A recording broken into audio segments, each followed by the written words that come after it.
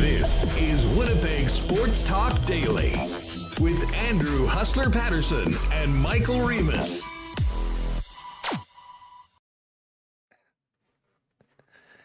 Hey, what's up, everybody? Hope you had a great weekend. Welcome to another week and another edition of Winnipeg Sports Talk Daily. Andrew Hustler Paterson along with Michael Remis, and we have a very busy show, as you would expect, coming out of such a great sports weekend. The Cup Final is set. The Bombers are 1-0. Lots to unpack from that game. And Manitoba's Aaron Cockerill is back in Winnipeg after making his PGA Tour debut and making the cut at the RBC Canadian Open. Aaron Cockerill will join us in a few minutes on the program. We'll discuss the latest Jets news, NHL news with Jeff Hamilton, as well as dive into the Bombers' 1917 win on Friday night. And then a little later on, my guy Dustin Nielson will join us. He, of course, called the Bomber game on Friday night and then went out and called BC's thrashing of the Elks on Saturday night. So we'll get a little taste of week one from the Canadian Football League and more with Dustin Nielson a little later on the program. Shout out to everybody that's with us already on YouTube. Great to see you. Hope you had an awesome weekend. And shout out to everybody listening on the podcast. Of course, if you haven't already, hit that red subscribe button for you YouTubers out there. Hit the thumbs up and help us spread the channel. And if you ever have the option for you podcast listeners of jumping onto Spotify or Apple Podcasts and giving us a 5-star rating and a review, we always do appreciate it. Huge thanks to the sponsors that make this show happen each and every day, including Aikens Lake Wilderness Lodge, Wallace & Wallace, Culligan Water, Manitoba Battery, Royal Sports, Breezy Bend, Not Auto Corp, Little Brown Jug, Princess Auto, Boston Pizza, the Nick and Nicky DQ Group, Canadian Club Whiskey, Coolbet Canada, and Assiniboia Downs. The live racing is back tonight, and be sure to be with us towards the end of the program where you'll have the option and the opportunity to enter in a fun contest picking the winner of race 6 tonight. We're going to do that over the course of Monday, Tuesday, Wednesday, this week, and next. And our top 5 pickers will be able to bring a guest and join myself and Remis out for a night at the Downs, including that world-famous prime rib buffet. So let's get to it. Let's get Remis in here and fire it up. How was the weekend, my friend? I know you were busy. Yeah, very busy with some family celebrations. So, but I am happy to be back here because we have so much to get to. I've been holding in these Bomber takes since Friday. And we have had like some news on the Trotz watch and the head coaching situation around the NHL. If you can call it news, like this cryptic Kevin Weeks tweet. So I have a lot of thoughts that I've been looking to get to. So it's great to see everyone in chat. Thank you. And thank you, Hustler. And oh yeah, Canadian Open as well. We were following Aaron Cockerill. So, low key, very great sports weekend in Stanley Cup Final. It was funny because, of course, the Lightning booked their ticket to the finals, winning 4 straight after falling down 2-0. There was no NBA finals. Game 5 will go tonight. But, I mean, this was one of the great weekends in Canadian golf in a long time. And, all the focus was on St. George's in Toronto. And the golf world was all about the Live Tour and who's going over there and the guys that are still with the PGA Tour stepping up. But it was Brooke Henderson that stole the headlines yesterday. An absolutely stunning final round performance, getting her into a playoff, and then an eagle on the first playoff hole. And Brooke Henderson is still now officially the winningest Canadian golfer of all time, 11 tour wins.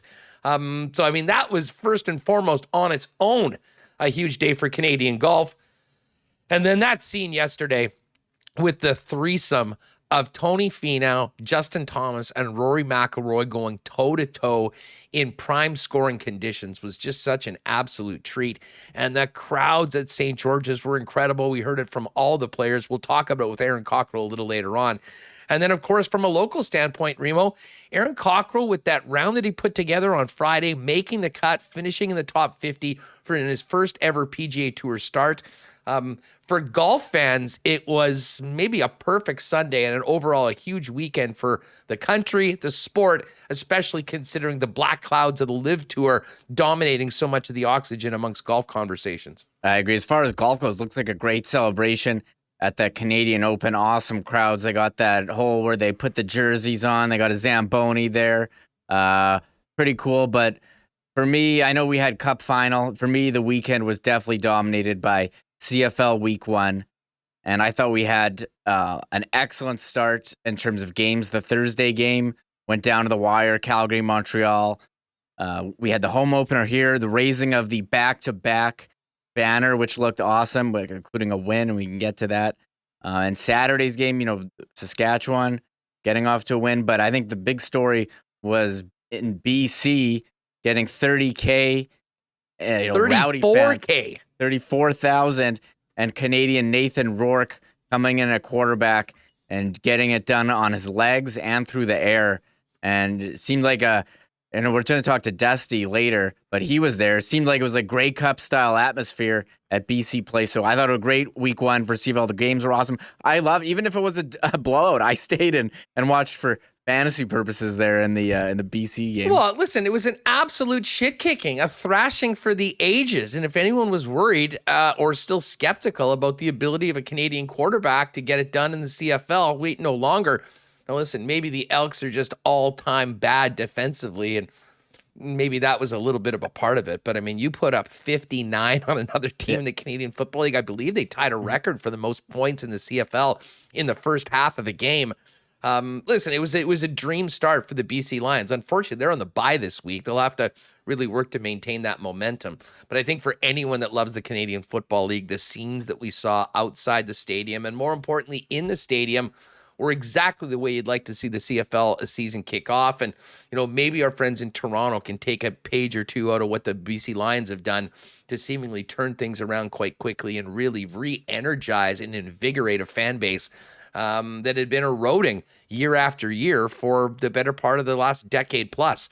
And then to have a performance like that, I mean, you couldn't ask for a better night. If you're just hoping for the health of teams in the Canadian Football League, that was a huge win all around. Well, yeah, I think I do think people enjoy seeing Chris Jones get absolutely pummeled like that, 59-15. Sure. There is some enjoyment, I think, among CFL fans seeing that.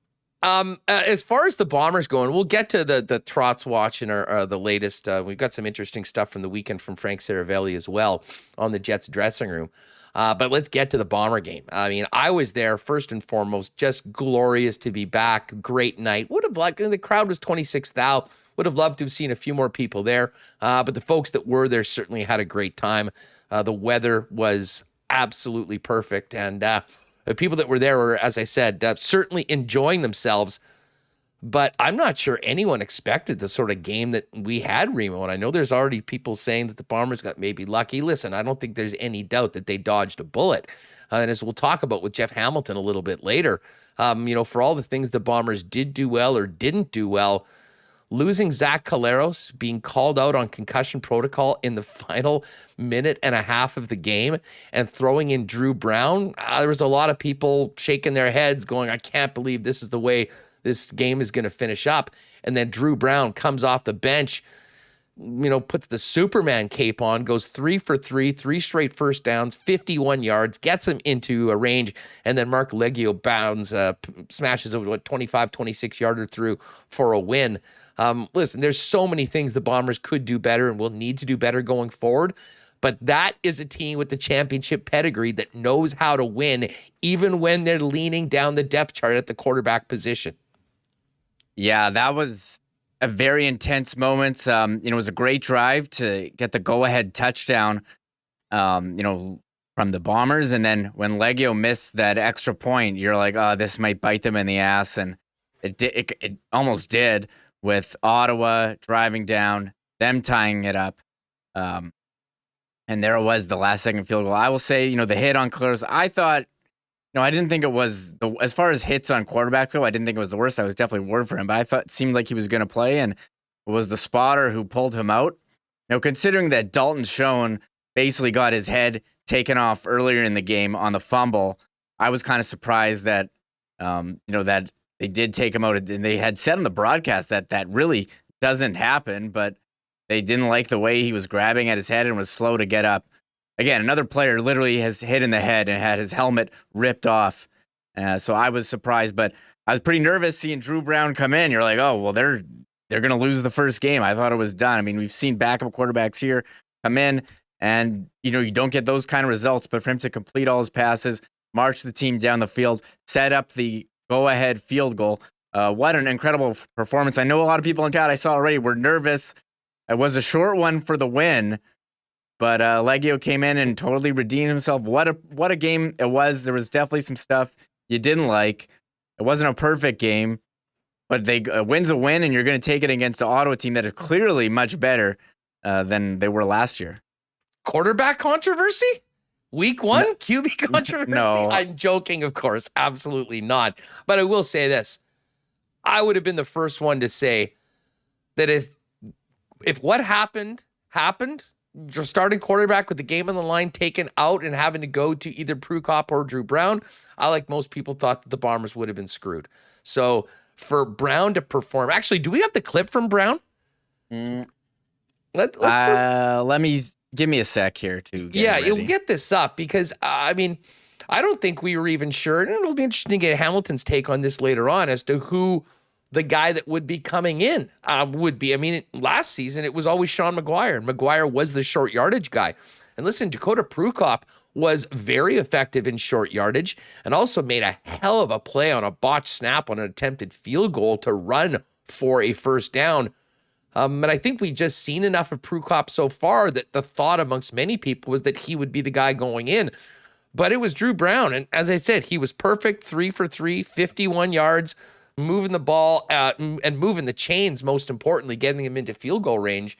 And so to have a performance like that, albeit in limited minutes, but at the most important time of the game, there's a lot of things, as I mentioned, that they need to improve. We'll get to the running game, some of what happened in the secondary last night. But an absolute silver lining on top of the 1-0 record was the performance of the guy behind Zach Collaros. Hey, we hope that we won't have to see more situations like that, and Zach will be healthy throughout the year. But knowing that you do have a guy that was able to lead you to a win in crunch time, certainly possible. Certainly very positive for the team. Drew Brown, was the unlikely hero at the end, and he spoke after the game. Here's a little bit of what he had to say after Friday's season opening win. Pretty excited that, you get an opportunity like that. And, obviously anytime you can get a win like that, it's exciting. But, I'm just happy that the guys, trusted me in that situation. Tell me about the moment you realize Zach's being pulled out. What's going through your mind then? I just kind of saw him on the ground and instantly, obviously you feel terrible in a situation like that, but I just tried to get past that and get loose, because the team needs me and that's why, I'm in that spot, so, I wanted to go in there and execute, and Buck did a great job. We went tempo and some of the things they did, going zero and just taking what they gave me.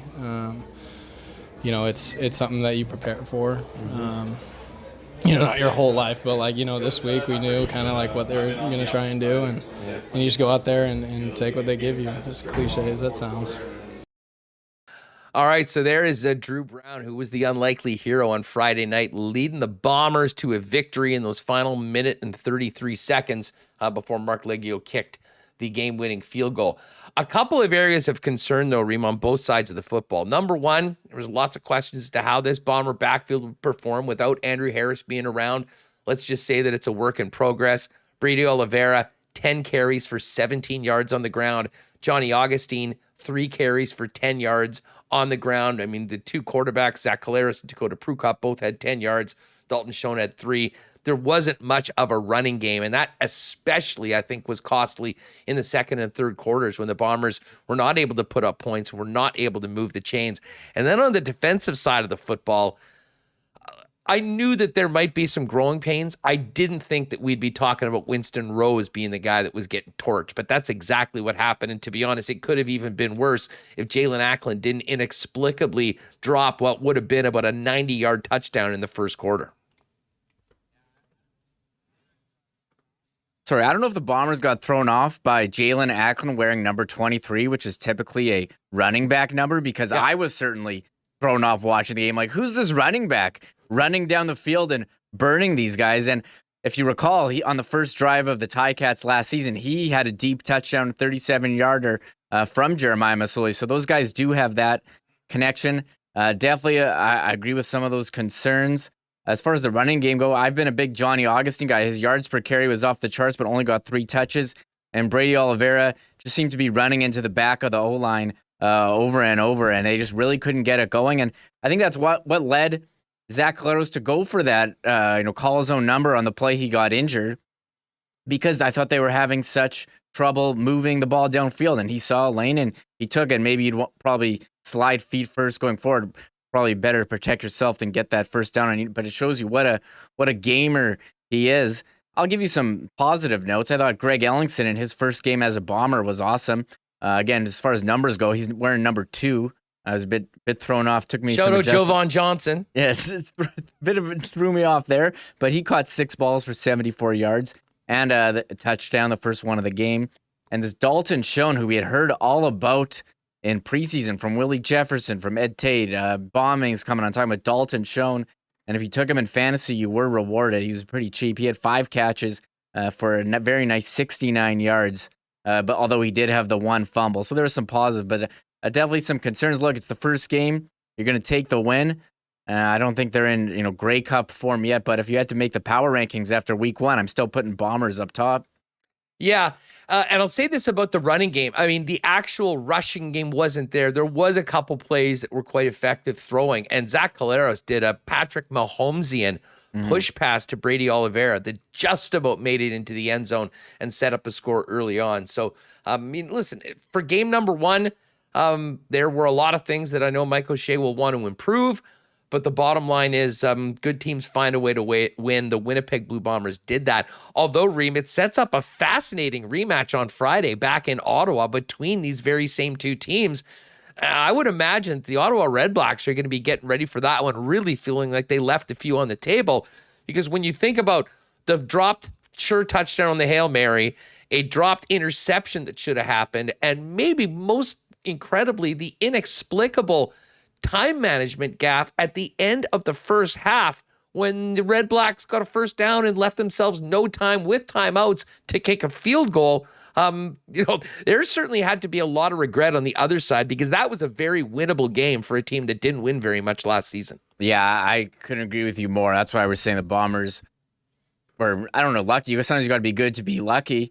But the Red Blacks left points on the table for sure at the end of the first half. The dropped long ball, drop pick. So it could have been different, but I think if you're a fan of Ottawa, you got to be pumped the way the teams look. They were miserable last year. They were terrible. They didn't have a quarterback.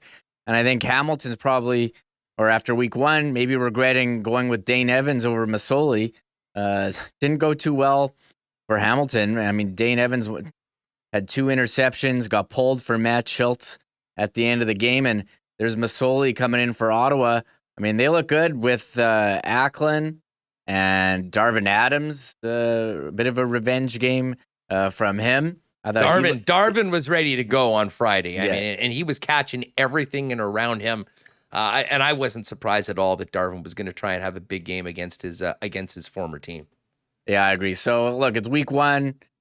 You get the win, move on. I am looking forward to the rematch. I'm curious what the line is going to be. I think it's going to be a lot closer. Didn't it start off at like 13? It was 9.5, and it fell to 6.5 by game time. And really, that action, that movement was all kind of on game day. I mean, we were getting ready to do the lock shop late Friday night or late Thursday night, and it was still 9.5 by the time we did the program. It was literally changing, and then it was 6.5 by the time we got on the air at 1.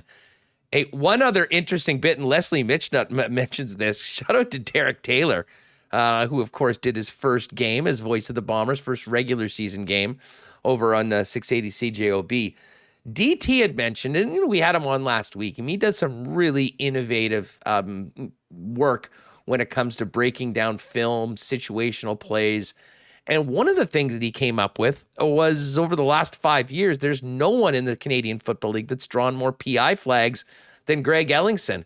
And he brought that up before the game to Greg Ellingson. And sure enough, early on in the game, there he was drawing a nice long PI flag. And he mentioned after the game to Derek that he thought of him when he got that play. Overall, though, great debut for DT and a great debut for Greg Ellingson. And you mentioned, Remo, it seemed like some of that chemistry that he had years back with Zach Collaros was there right out of the gate in game number 1.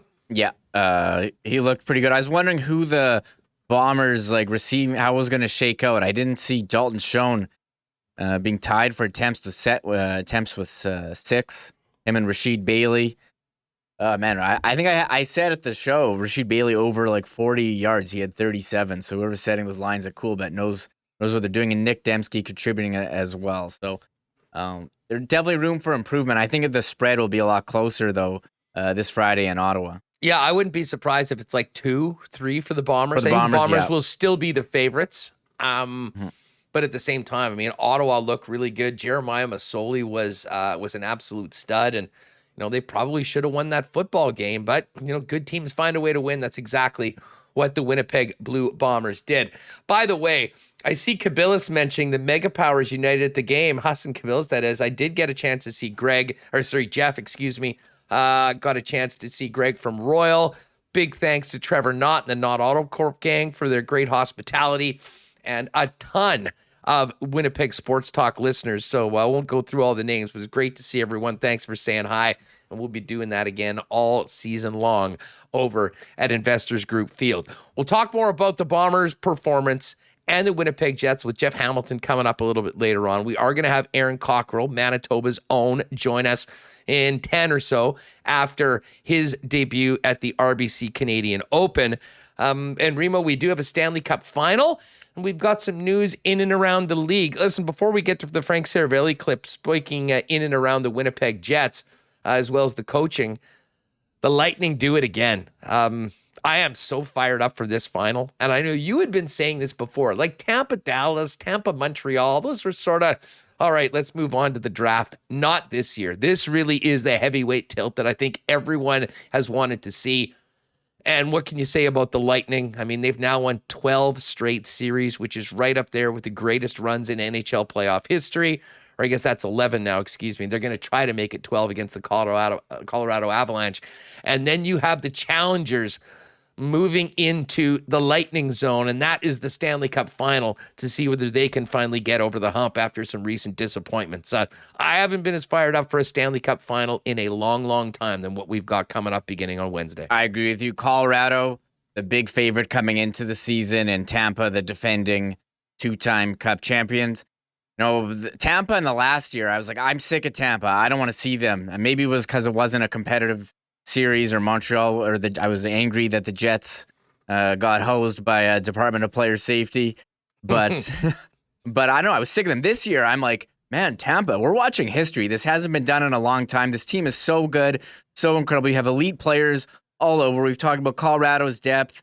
Makar being compared to Bobby Orr, Nathan McKinnon, former number 1 overall draft pick, Rantanen and Landeskog. So many great players in Colorado.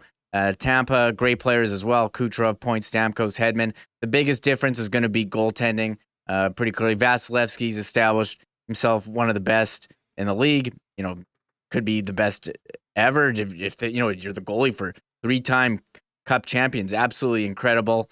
So I think that's going to be one other thing too. I mean, we're going to have either Tampa winning 3 times in a row, or Corey Perry being on the losing team 3 times in a row. He was on Dallas. Maybe that's a reason to pull for the Avs. Yeah, is that pulling you over to the Avs side?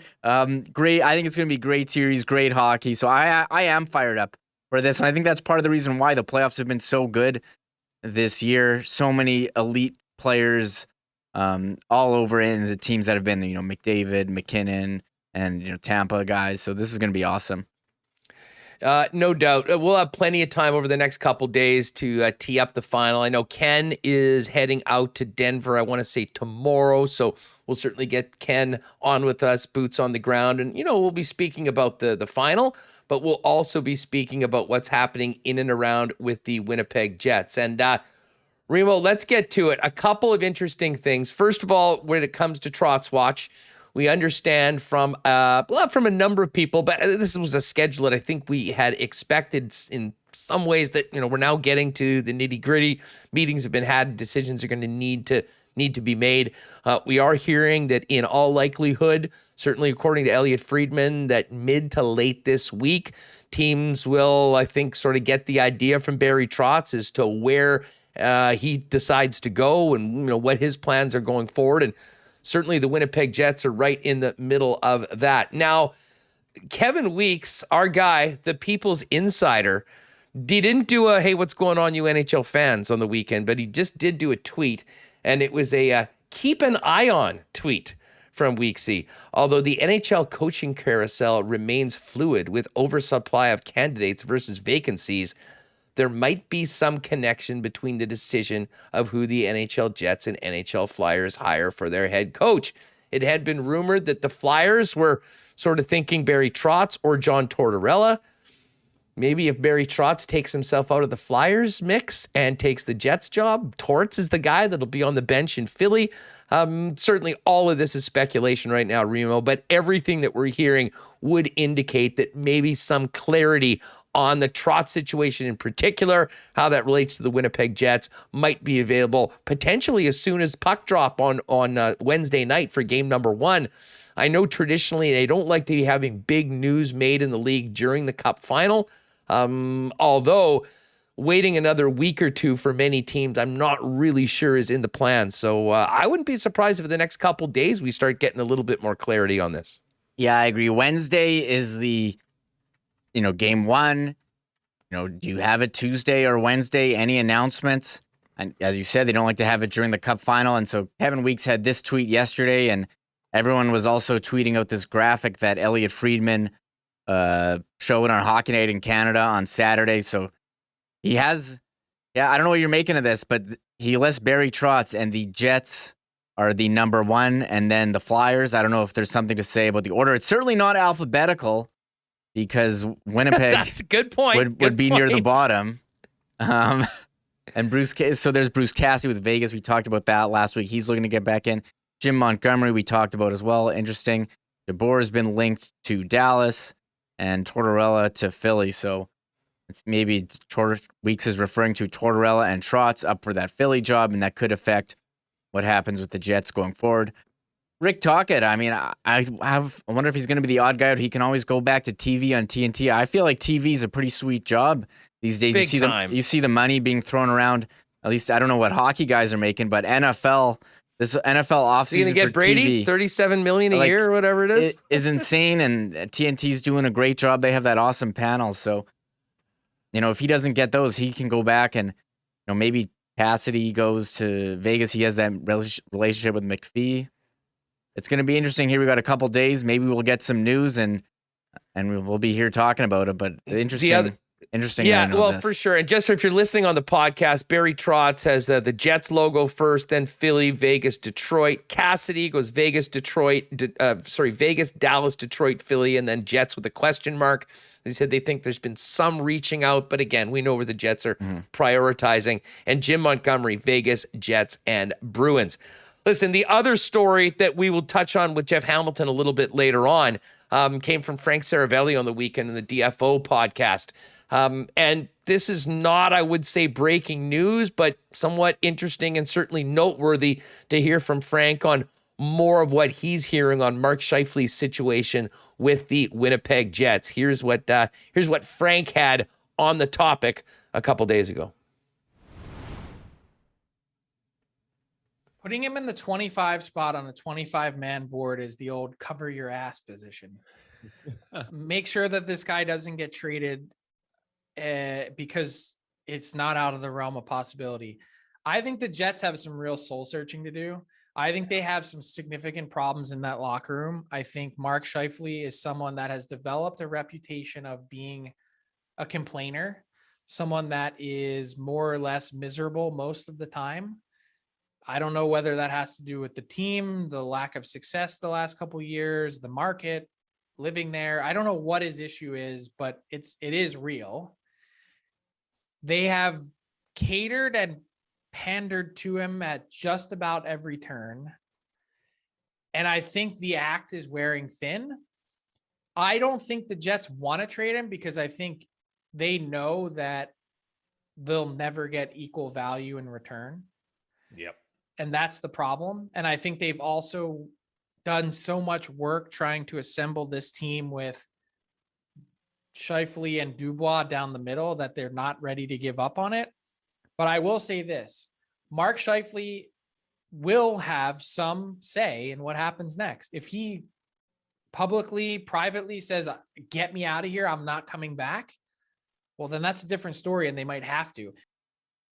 All right, so there's Frank Saravelli from the DFO Daily Face-Off podcast from a couple days ago. And as I said, I mean, none of this is earth-shattering, and we've heard rumblings like this before. I mean, it's been quite clear. I mean, anyone that was paying attention last season could pretty much see that all was not right within that room, and Scheifele was a central figure in it. And I'm not sure I completely agree with the notion that it's impossible to win a Mark Scheifele trade. I mean, I still do think that with 2 years left and the contract that Mark has, there is some real value in the National Hockey League. I guess we'll see about that. But it does open up the conversation of why it has been discussed as much as it has, Remo, that, you know, when it comes to what has been plaguing the Winnipeg Jets internally, that in some cases, there may be some level of addition by subtraction from a dressing room and maybe off the ice perspective. But what does that do about the on-ice product? And I know we'll talk about that with Jeff a little bit later on. As I said, not earth-shattering news, but interesting to hear that from someone as respected as Frank from outside the market. Oh, yeah. Very interesting hearing Frank, you know, a national reporter with Daily Face-Off, calling him, a complainer? Saying they've pandered and catered to him and miserable most of the time. I mean, that's pretty harsh comments there from Frank. And we posted over the weekend on our channel. Check it out if you haven't. Your conversation with Marat from Friday, just about possible trade scenarios.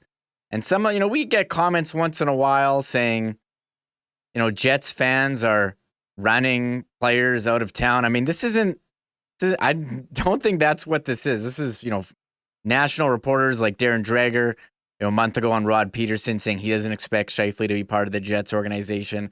And as well, Frank, national reporter. I don't think this is a fan-driven thing, but we had the James Patrick clip a while ago. It's seemingly this is becoming an open secret among everyone about the Jets dressing room. And, you hope they can fix it. But however, you do have, Dubois as an RFA. I think that negotiation this summer is going to be absolutely huge and probably could affect what happens, as Mark Scheifele's status with the Winnipeg Jets. So, or vice versa. And this is the thing. I know people want to talk, the fans are turning on or whatnot. Like, who cares about the fans? I mean, obviously we do as being them. And, you want to have a good feeling about your team going forward, but it will be about performance. But it's quite clear that what happened with the team internally last year did not help them on the ice at all. And I've been saying since last year, they got to figure that out first and foremost. I mean, to expect guys to come back in and have completely different results if you've got the same problems that have been around the club, I'm not sure that it happens.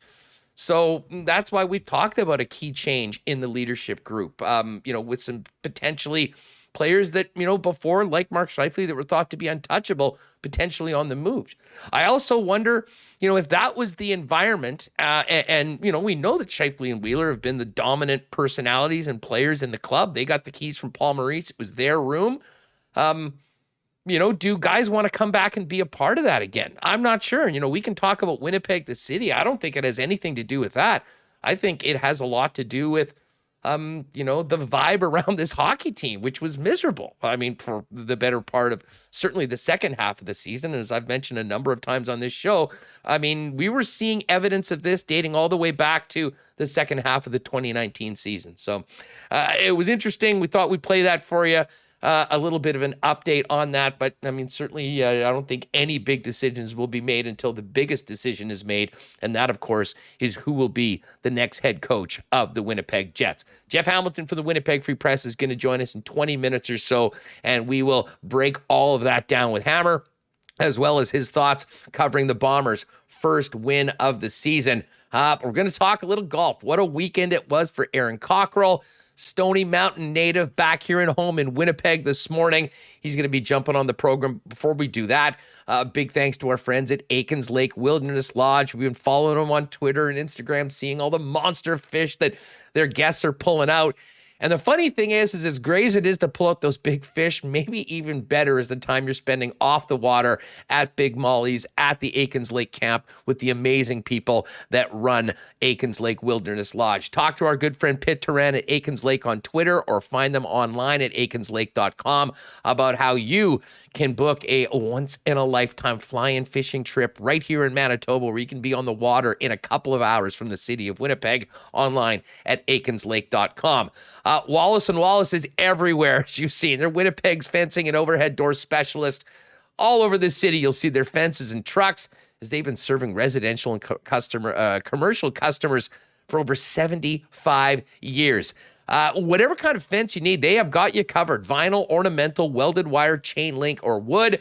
They've got the right fence. And if it's time to replace your garage door, Wallace & Wallace also has Winnipeg's largest selection of overhead garage doors. Give them a call at 452-2700. One of the Wallace experts will arrange a time to come out and give you a free estimate. And you can also visit them at wallacefences.com or pop down to their showroom off Lawson Road off of Kenniston.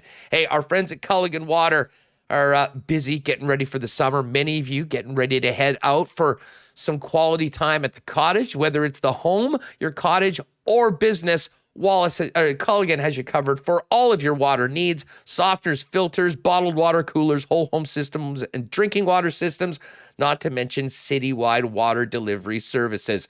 1200 Sargent Avenue is the HQ, family owned and for over 65 years in Manitoba. 694-5180, and you can always get them online at drinkculligan.com. And hey, a big shout out to our friends at Royal Sports. I was in there on the weekend.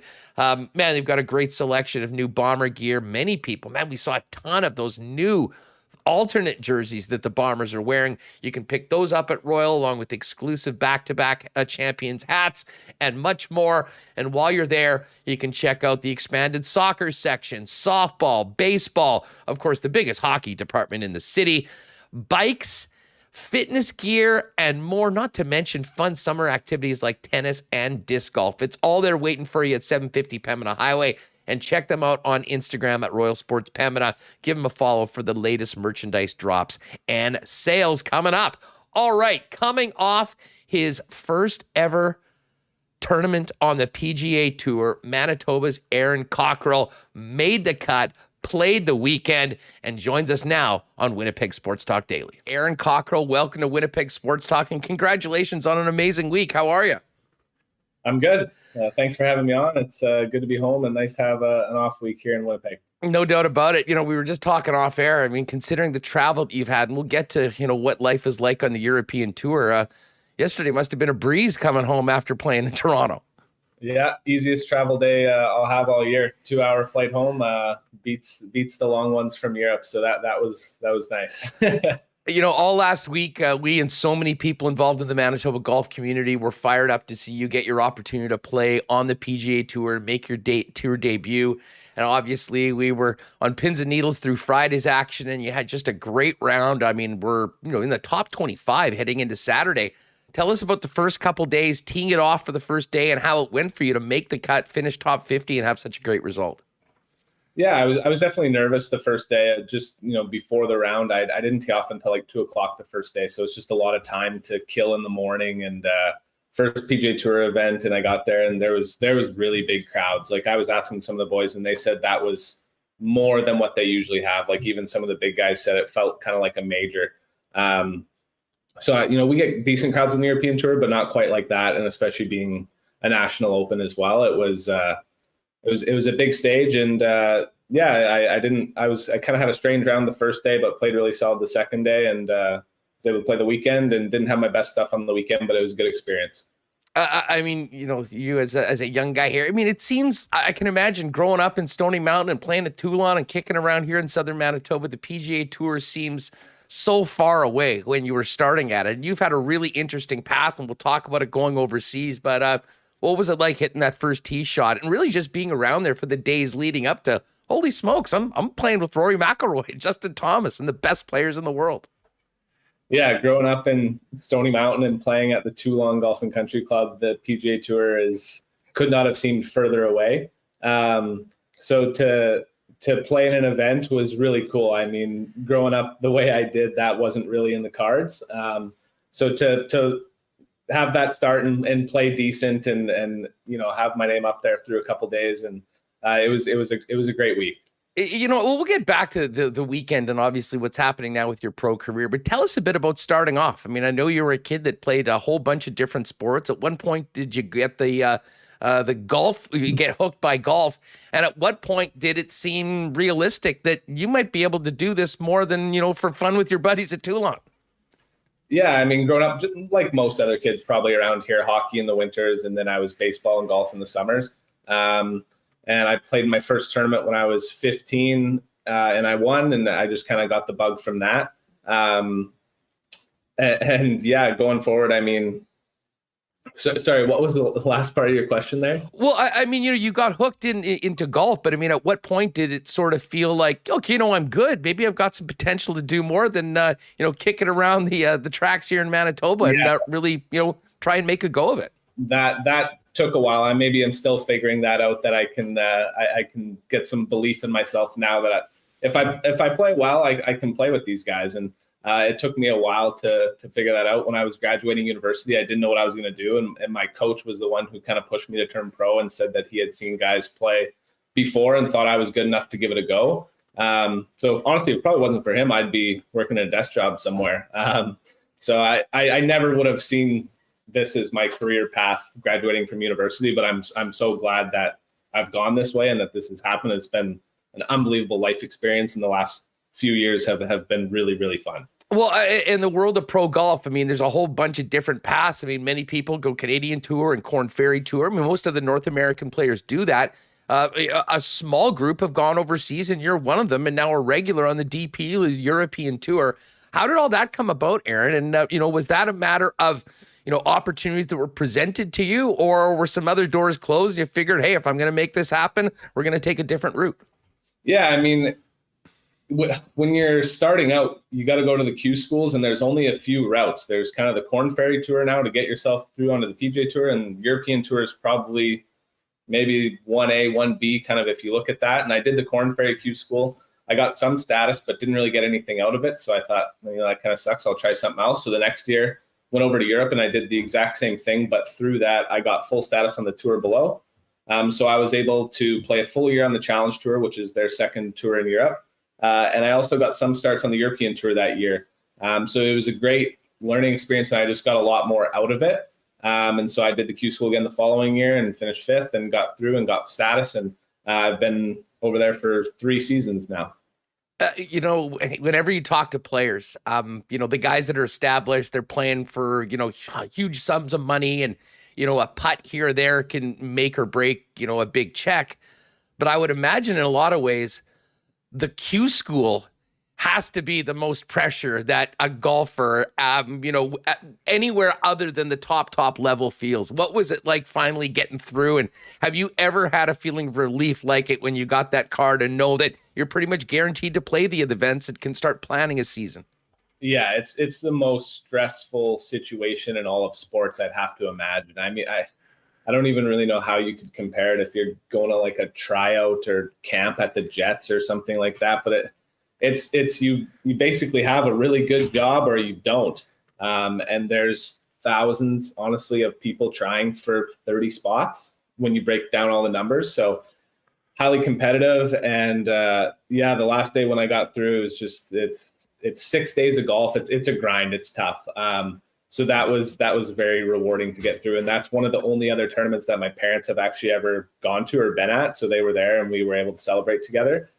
So yeah, Q School is tough, but I think it's something that should be televised moving forward. It's really a compelling story for a lot of people who kind of understand the logistics of it. There's no doubt about it. What was it like when you finally got that tour card? Like just mentally, I mean, for the stress that you mentioned goes into that, and how did that maybe help your game once you teed it up on the tour? Know that next week you're going to be in that event, and a month later, I mean, you kind of know that if you don't play well one day, you're not out on your ass and trying to figure out a way to get back in. Yeah, it opens up a lot of doors and provides you with a lot more opportunity, knowing that you can plan a bit of a schedule and know that you're going to play 20 some tournaments in a season and not be worrying about where you're going to be playing that year. It's just, it takes some of the stress off, I guess. And it's provided me a ton of opportunities. What's it like being the Canadian on the European tour? I mean, you certainly, it's great to see the amount of Canadians that are breaking in through in golf, but that tour does not seem to be populated by many guys from our country. There's a lot of guys who have tried recently in the last few years, but nobody's gotten through. So hopefully somebody can do it so I can have a running partner out there. But yeah, it's fun. I mean, I get, the stereotypical Canadian jokes thrown at me every now and then, but I've got some good buddies over there now. And there's honestly not a ton of Americans either. There's maybe 10 guys or so. So you kind of run with the people who all speak English, depending on what crew or country, they're from. But yeah, it's fun, and I do get a decent amount of Canadian support for Canadians who are living abroad. Whenever we're in a certain country, people yell, "Oh, Canada," or "Go Winnipeg," or whatever. So it's fun. How was there one particular breakthrough on the big tour overseas that you sort of really felt that you belonged? I mean, you've had some great results so far. You've been very close to getting into the winner's circle. I mean, at one point did you realize, okay, yeah, I do belong here and I can go head to head with these guys? Yeah, like my first couple of years, I had a lot of good rounds 1, rounds 2, rounds 3, and maybe not able to put all 4 together. And then it was maybe the end of last year, I finished 4th in South Africa. I was in the final group on Saturday and the second last group on Sunday, and the cameras were out, and I felt a little bit more comfortable in that situation. And then earlier this year in Kenya, I had a good weekend to move up on the weekend and finish 2nd. And then I was in that same position. I had a chance a few weeks later to win in Spain. And it's just kind of been a gradual build. And every time you're in a new situation, you're going to learn from it and hopefully be better prepared the next time it comes around. Aaron Cockerill's with us, back at home here in the Peg for a week and then back out to the DP European Tour. I have to ask you, I mean, the biggest story in golf, one of the biggest stories in sports has been about this Live Tour. And I mean, here it's about some of the top players that are leaving. I imagine, though, it has been a huge, huge topic amongst the European Tour in that, with it being there overseas, the event there in London, this has been, and some people see it as a threat to the DP Tour. I mean, what's it been like, the scuttlebutt? What are you hearing in the clubhouse? What are the players saying in and around other than going, are they really paying that much money for these tournaments? You're putting me on the spot here. It seems like it's all guys are talking about now. And I mean, the money is huge. It's obviously appealing to a lot of guys. And I think a lot of guys are going to maybe start moving over. And we honestly haven't really heard anything from Keith from our side. I've heard rumblings. It could go either way. And I mean, we have a tournament next week in Munich that I think maybe 8 guys who played in the Live event in London are signed up to play in Munich, and they're still on the entry list, whereas the PGA Tour has banned them. And I know there's a strategic alliance between the DP World Tour and the PGA Tour, so you'd have to think that they would fall in take the same stance, but I don't know. It's going to be like, this is the craziest thing that's happened in the world of golf in the last 50 years. That I don't know. It's going to be very interesting to see what happens. Well, for sure. I mean, you've got some big names and, we've really seen lines drawn in the sand. And the one thing is, and I mean, I get it. I mean, yeah, there's a lot of geopolitical things around it, but, for players that, might not be a Phil Mickelson, or a Bryson DeChambeau, hell, the dude that finished last shot 25 over and got a check for $120,000. And I mean, for a lot of things, that is life-changing, especially for guys on the tour that you're on. Yeah, like I know a lot of guys who played, and just because his name is Phil Mickelson doesn't mean he's as good as he used to be. That's pretty blunt, but I knew there was a few guys playing who were going to play well. So Henning Duplessis, who I've played with a bunch on the tour, and Scott Vincent are great players, and they're playing great. And I knew they were going to play well. Henny finished solo second and he made $3 million. I mean, the kid is 23 years old. He's from South Africa. Like, that is life-changing. So, say what you want about it and whatever, but for people like that, like, that's a big deal and that's life-changing. So I was happy to see that. Well, the bottom line is that with all the controversy, what happened here in our country with the RBC Canadian Open was almost a dream weekend for the PGA Tour. You had 6 Canadians make the cut. I mean, you had your great debut, and at the end, you got Tony Finau, Rory McIlroy, and Justin Thomas in a threesome playing in that final group. I mean, I know you were around the course first playing. For your first PGA Tour event, you got a pretty special place to start. And I got to say, I mean, the fans of Canada showed up. I mean, everybody seemed to be talking about just what an amazing weekend or week overall it was there in Toronto. Yeah, I think the PGA Tour with the live event going on opposite could not have had a better, scenario happen with that star-studded leaderboard. And the atmosphere out there was insane. I mean, the 16th hole, like their rink, like all the guys are banging on the boards when you're hitting it and just surrounded the whole way. Like it was really fun to be a part of. On Saturday, I was in the group behind JT and looking up some of the fairways, like it was like 5-8 deep on both sides of some of the fairways. Like it was really cool. It was a great atmosphere. Speaking of the 16th hole, you got to rep the hometown and the home province a little bit, throwing the 81 of Kyle Connor on. How did that come about, and what was the reaction when you threw on the blue of the Winnipeg Jets on the course? I did it twice. One of the days I actually got heckled a little bit from some crazy Leafs fans, and then on Sunday I did it, and it was a little bit better reception. Yeah, no, it was cool. It's kind of the hockey theme, so I wanted to throw on the jersey. I had played golf with Kyle last year. And I know we're kind of tied in with the same financial manager, and he had a jersey and sent it over my way. And I thought it would be, he's a pretty good guy, to represent the Jets to have out there. And I thought it was a good jersey to have on for that hole. That was a great choice. And I know a lot of people around here were, first of all, just happy to see you out there, but it's really cool kind of giving a bit of a nod to the people back home. So, Aaron, you make the cut, you finish top 50. I mean, what does this mean going forward? I know the plan is to go back to the DP Tour, but, with the performance like this, does it open up any other doors, or does it just make you more prepared when this opportunity comes again to hopefully have an even better week? Yeah, I think hopefully that secures another invite for next year. But in terms of PGA Tour status, I'm not 100% sure. We have a couple events now that are co-sanctioned with the PGA Tour, so the Barracuda and the Barbasol. Those are coming up, so you never know. Maybe there's potential for an invite into one of those. But for the rest of this year, I've had a good start to our season on the DP World Tour. I think I'm 40th on the money list. So my focus is to go back over there and finish out the season strong. And if I have a good end to the season, there could be a lot of other opportunities that come from that as well. And I'm going to do the British Open qualifier in 2 weeks' time. So yeah, it's getting into the summer now, and it's just keeps on going. There's really no off season for us. So, and you've traveled all around the world with this tour. Back at home, what does a week off during the season look like for you back here in Winnipeg? What do you got planned? Is it just a lot of R&R? Are you going to be playing golf? I mean, what's up? Today I was shoveling dirt and we're planting flowers. I had to get a shower before I came on here. So, no, I'm very happy to do normal day-to-day tasks when I come home. And a lot of people are always asking me to play golf. And to be honest, I don't really want to play a lot of golf when I'm home. The first few days are always pretty relaxed. And before I take off, I'll get some practice and get a few games in before I hit the road next Monday. I imagine, too, one of the things you'll do is probably pop into some of the people that have been, so helpful for you in your career. I mean, I know the folks at Princess Auto, George Sigurdsson. I mean, there's a big group of people here from your home province that have really helped you out get to this point, huh? Yeah, 100%. Bob Tallman, George, Charlie Spiring, Brian Coughlin.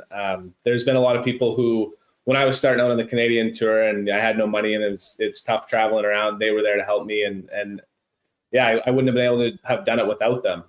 So very appreciative to them and helping me get to where I am now. Well, I can tell you what, I know that, we saw the scuttlebutt. I bumped into a couple of those guys, the excitement about, Team Aaron Cockerill over the course. And I know your family and friends were out there as well. It's been a special week for everyone that's, has a little piece of getting to where you are. And I'll say this, considering what you've done so far this season and obviously the great performance out at St. George's, a very, very bright future and hopefully many visits with us after big tournaments with you back in your hometown here on Winnipeg Sports Talk, Aaron. Yeah, absolutely. Yeah, like I said, I wouldn't have imagined this is where I'd be growing up where, we are. We don't exactly have the greatest golfing season and whatnot, but it's been a fun ride, and I appreciate you having me on. Hey, thanks so much for doing this, man. All the best. We'll catch up later on this season, but enjoy the time back at home, even if it's involved housework and planting flowers, and go get it when you get back out there overseas. We'll be following you. Will do. Thanks for having me on. Great chat with Aaron Cockerill. Hopefully he has a very fun, relaxing week back here in Winnipeg before heading back overseas to continue the DP World Tour. Irish and Scottish Opens coming up, and then, of course, the British Open, which he is still trying to qualify for. As I mentioned right off the top of the show, huge week for golf here in Canada. Brooke Henderson wins her 11th LPGA title. Rory McIlroy, in a thrilling final round, wins the RBC Canadian Open. And, of course, Aaron Cockerill from Stony Mountain, Manitoba, making his PGA Tour debut, making the cut and finishing in the top 50. All of our golf reports all year long brought to you by our friends at Breezy Bend. Find out more on making Breezy your long-term golfing home for you and your family at breezybend.ca, or by giving our pal Corey Johnson a call over at the course. Hey, many of you probably got a little bit of work done on the weekend, but you'd like to save the weekends to make the most of. Well, Manitoba Battery has got you covered. Whatever you're working on, whether it's a hot rod, whether you got a golf cart, a boat, Sea-Doo, and more, whatever you need a battery for, Manitoba Battery's got you covered. You'll be shopping local, and most importantly for you Winnipeggers, you're going to save time and save money over the big box stores. Manitoba Battery has everything you need, consistently priced lower than Costco and Canadian Tire, and now they've got extended spring and summer hours during the week up until 8 p.m. to make it as easy as possible for you to get down there to 1026 Logan Avenue and get everything you need. You can give them a call at 783-8787. Speak to one of the battery experts there to get your order ready to pick up quick and easy. And you could also check them out online for everything they've got for you over at manitobabattery.com. As I mentioned, a big cheers to our good friend Trevor Knott, of course, Knott Auto Corp, great supporters of the Bombers. Got a chance to take in the game with Trev and some of the Knott team. And of course, we talked a lot about some of the cars on the lot right now. And if you are looking for a new vehicle, wait no further and go directly to Waverly and McGillivray and check out everything on the lot over at Knott, including Manitoba's best selection of Tesla vehicles. They've got the Tesla Experience program as well if you want to learn more about the switch to an electric vehicle. And the bottom line is, whatever you're looking for, if there's a specific make and model, talk to the experts at Knott and they'll get it for you at the best possible price. Why not get into the car of your dreams at the best price around with Knott Auto Corp, Waverly and McGillivray, and online at knott.ca. And if you missed the show on Friday, we've teamed up with Little Brown Jug to try to be the closers in this Winnipeg Jets coaching search. That's right, Barry Trotz on the table. If you decide to come here to Winnipeg, free beer for life and a Barry Trotz beer that you can be involved in the creation of. Listen, Little Brown Jug, another big weekend. The Good Times Variety Pack is out for the summer with the Hefeweizen Saison Black Lager and Belgian IPA. And, of course, the great taste of the flagship brand 1919. They got a summer cider as well. Check it all out down at the tap room on William Avenue. Or you can grab it at your local beer store or Manitoba Liquor Marts. And don't forget, gang, June 24th, so a week Friday, we're going to be doing a live show down at Little Brown Jug. So if you can get out of work for the afternoon, or if you're off, make sure to join us June 24th afternoon, normal time of 1 o'clock, and then we'll hang around and have a few pints after the program as well. That's at Little Brown Jug down on William Avenue. All right, we are going to talk a little more CFL. Dustin Nielson will join us, and we'll talk to him about the weekend, everything that went on, including the two games that he called, the one in here in Winnipeg and Saturday's big crowd in BC. But first, let's welcome in Jeff Hamilton of the Winnipeg Free Press for his weekly visit for the latest on the Jets and the Bombers' very narrow win on Friday night. Hammer, how was the weekend? I mean, I do want to talk Jets. I do want to talk Bombers with you, but I'm quite interested into how the garage sailing went, as well as your movie experience. What is Screen X? So on the most recent edition of Jeff's Junk, my garage sailing endeavors went well. Nothing too crazy to write home about. Got a couple toys for my nephew, a few books, couple kitchen things that I needed, all at a very, very, very fair price, all combined, all in for less than $30. Very happy with the pickups, but nothing too exciting that I want to show you. Oh, I did get my buddy Hairball a Edmonton Oilers laces, which I know he's jacked about. He was actually out at the PGA at the Canadian Open in Toronto this weekend. So just sprinkled I'm sure that will be his highlight of his weekend, was getting my text about those laces. But Screen X. Yeah, what about this movie experience? So I didn't know what Screen X was when I was looking to, because everyone's talking about how amazing Top Gun is and how incredible the movie, after all these years and whatever. So it certainly was an amazing movie, but and I won't spoil it for anybody, but I was looking up tickets, and it was like, how they have all these different options for movie theaters now, right? Whether it's the VIP stuff or, the bigger chairs or recliners or whatever. Anyways, I'm going through these options, and it gives me this Screen X option. I'm like, it's about $5 more a ticket, I believe. And I'm like, what is this stuff? So I just clicked on it blindly. I like the finer things in life. So I did the, I think $3 upgrade on each ticket. And when I got into the theater, what it is they incorporate the two side walls. So you're watching the movie, obviously, on the screen, but then the two side walls have part of the movie. Now, it's not the whole movie. It's just like different parts of it. It's a good chunk of the movie, not just to be fair. Like, it's not like 3 or 4 different times. It's a good chunk. But it's crazy. And they give you like this, what I thought was cool is they give you this like, kind of like they promote Screen X before we actually got to the movie. So like they put this thing on, and I was with the person I was with beside me.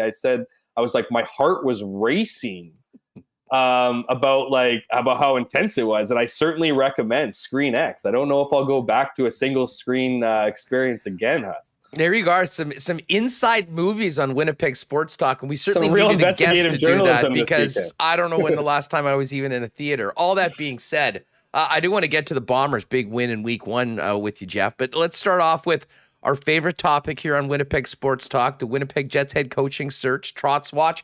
Some interesting reports coming out over the course of the weekend. The People's Insider, Kevin Week, saying it sounds like it's Trotz and John Tortorella in Philly, and the Winnipeg and Philly jobs might be linked. And then Elliot Friedman earlier today saying he does think that there could be some sort of movement or clarity later on this week.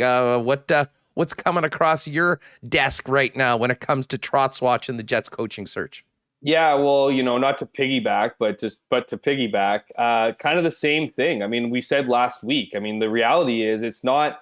You can look at this deadline this week, whether it's midweek, late week. I'm hearing as early as tomorrow or Wednesday. Again, that's Elliot Friedman's report, but it goes with what we said last week. I mean, it has to happen sooner than later. And if it's not Barry Trotz making his decision, it's the teams having to make their decision, right? I mean, we know that the Winnipeg Jets have Barry Trotz at the top of their list. I can say that there's a bit of dialogue within the organization about Barry Trotz. I know there's a bit of a growing narrative here that Trotz maybe isn't what every team wants or needs, or that a player has. And I don't know if this is a building narrative for the teams that don't get Barry Trotz, that they can kind of justify, their loss. Obviously for Winnipeg, it will hurt. He's at the top of their list. If you were to take, NFL fantasy picks and create positions into tiers, if you took the tiers of coaching, particularly when it comes to Winnipeg, you'd have Barry Trotz in the number 1 tier, and then the rest would be in the, the various tiers below. So they want him. That he, that he would create all those or answers to a lot of the questions and some of the issues that this team has, including this team needs to win this hire. So a Barry Trotz would be a massive win. It would rejuvenate the fan base and all that stuff. I find the Philadelphia report interesting. I guess they would be linked, right? Because if Tortorella gets it, then Trotz doesn't, and vice versa. So and I think Philly's an interesting one here, because I had heard early on in the negotiations that Philly wasn't really at the top of Trotz's list. They're obviously a bit of a mess there. They don't believe they're in a big as mess as their record would suggest with how they're spending money, and they did go through a lot of injuries and stuff like that. But I could totally see Philadelphia upping their offer. I could see them being like, we need to turn this around. We have a rabid fan base. We all know how crazy Philadelphia fans are. So you either bring in a guy like John Tortorella, or you really do appease a guy like Barry Trotz, and maybe you give him some opportunity to grow in management. We all know that's what Barry Trotz wants, not necessarily right now, but eventually. And, as I talked about before, the Jets felt that they were in a position where they could offer him, quote unquote, a long-term solution, whereas all these other teams, some of which are certainly more high profile than the Winnipeg Jets, want him now to fix their issues today. And no one wants, and I also think it has to do with the organization, right? I mean, not a lot of teams, GMs will want to be hiring their replacement in Barry Trotz. And maybe they don't have that corporate ladder climb like a guy like Kevin Cheveldayoff may have with Winnipeg, right? If you can bring Barry Trotz into a management role, assuming the Jets are still doing well under his tutelage as a head coach, then you could probably make the excuse to move Kevin Cheveldayoff into a higher role. Obviously, that would be harder to do if the Jets weren't as good. Anyways, a little bit off topic here, but the reality is Barry Trotz needs to make his decision sooner than later, and he's had enough time to mull over his options. I don't think there's going to be many more teams here that are firing their head coaches and offering him a spot. I don't see the two Stanley, the four finalists here necessarily moving on from their coaches. So I think if you're Barry Trotz, you kind of need to make a decision. Again, people will say he needs, he can take his time, and he certainly has had time. But whether you're the Winnipeg Jets, whether you're the Vegas Golden Knights, whether you're the Detroit Red Wings, or whether you're the Philadelphia Flyers, all teams that have been reported to have interest in Barry Trotz, you need to figure it out now. Where it becomes interesting with the Jets, and we talked about this last week, Huss, is that they have a mess. You know what I mean? Like, they have a mess beginning in the locker room, to their, to personnel, to their structure. To not have, they need to make that move sooner than later, so then they can start answering all the other questions. And that's nothing to say of the draft that's coming up next month. So as far as I'm told, I mean, if I could add anything, I know there's pressure from inside True North to move on from Barry Trotz if they don't get an answer sooner than later. But I have a hard time thinking the guy at the top is thinking anything different, so long as Barry Trotz hasn't put pen to paper anywhere else. Well, and this may be a waste of time for a question, because I'm pretty sure we may have helped close the deal on Friday with the offer of free beer for life from Little Brown Jug and Barry Trotz's own beer if he does decide to come here to Winnipeg. But if that is not the case, where do you think the Jets turn? I mean, we've talked about a lot of different names. We've heard a number of different names being linked to Winnipeg. If Barry Trotz is out of the mix, and I certainly hope that's not the case, where do you think they start from Barry? Like, where does that second tier, to use your fantasy analogy, start? Well, we know they've talked to Rick Tocchet. We know they're interested in a guy like Scott Arniel. Would either of those guys, quote unquote, would that be a win for this team?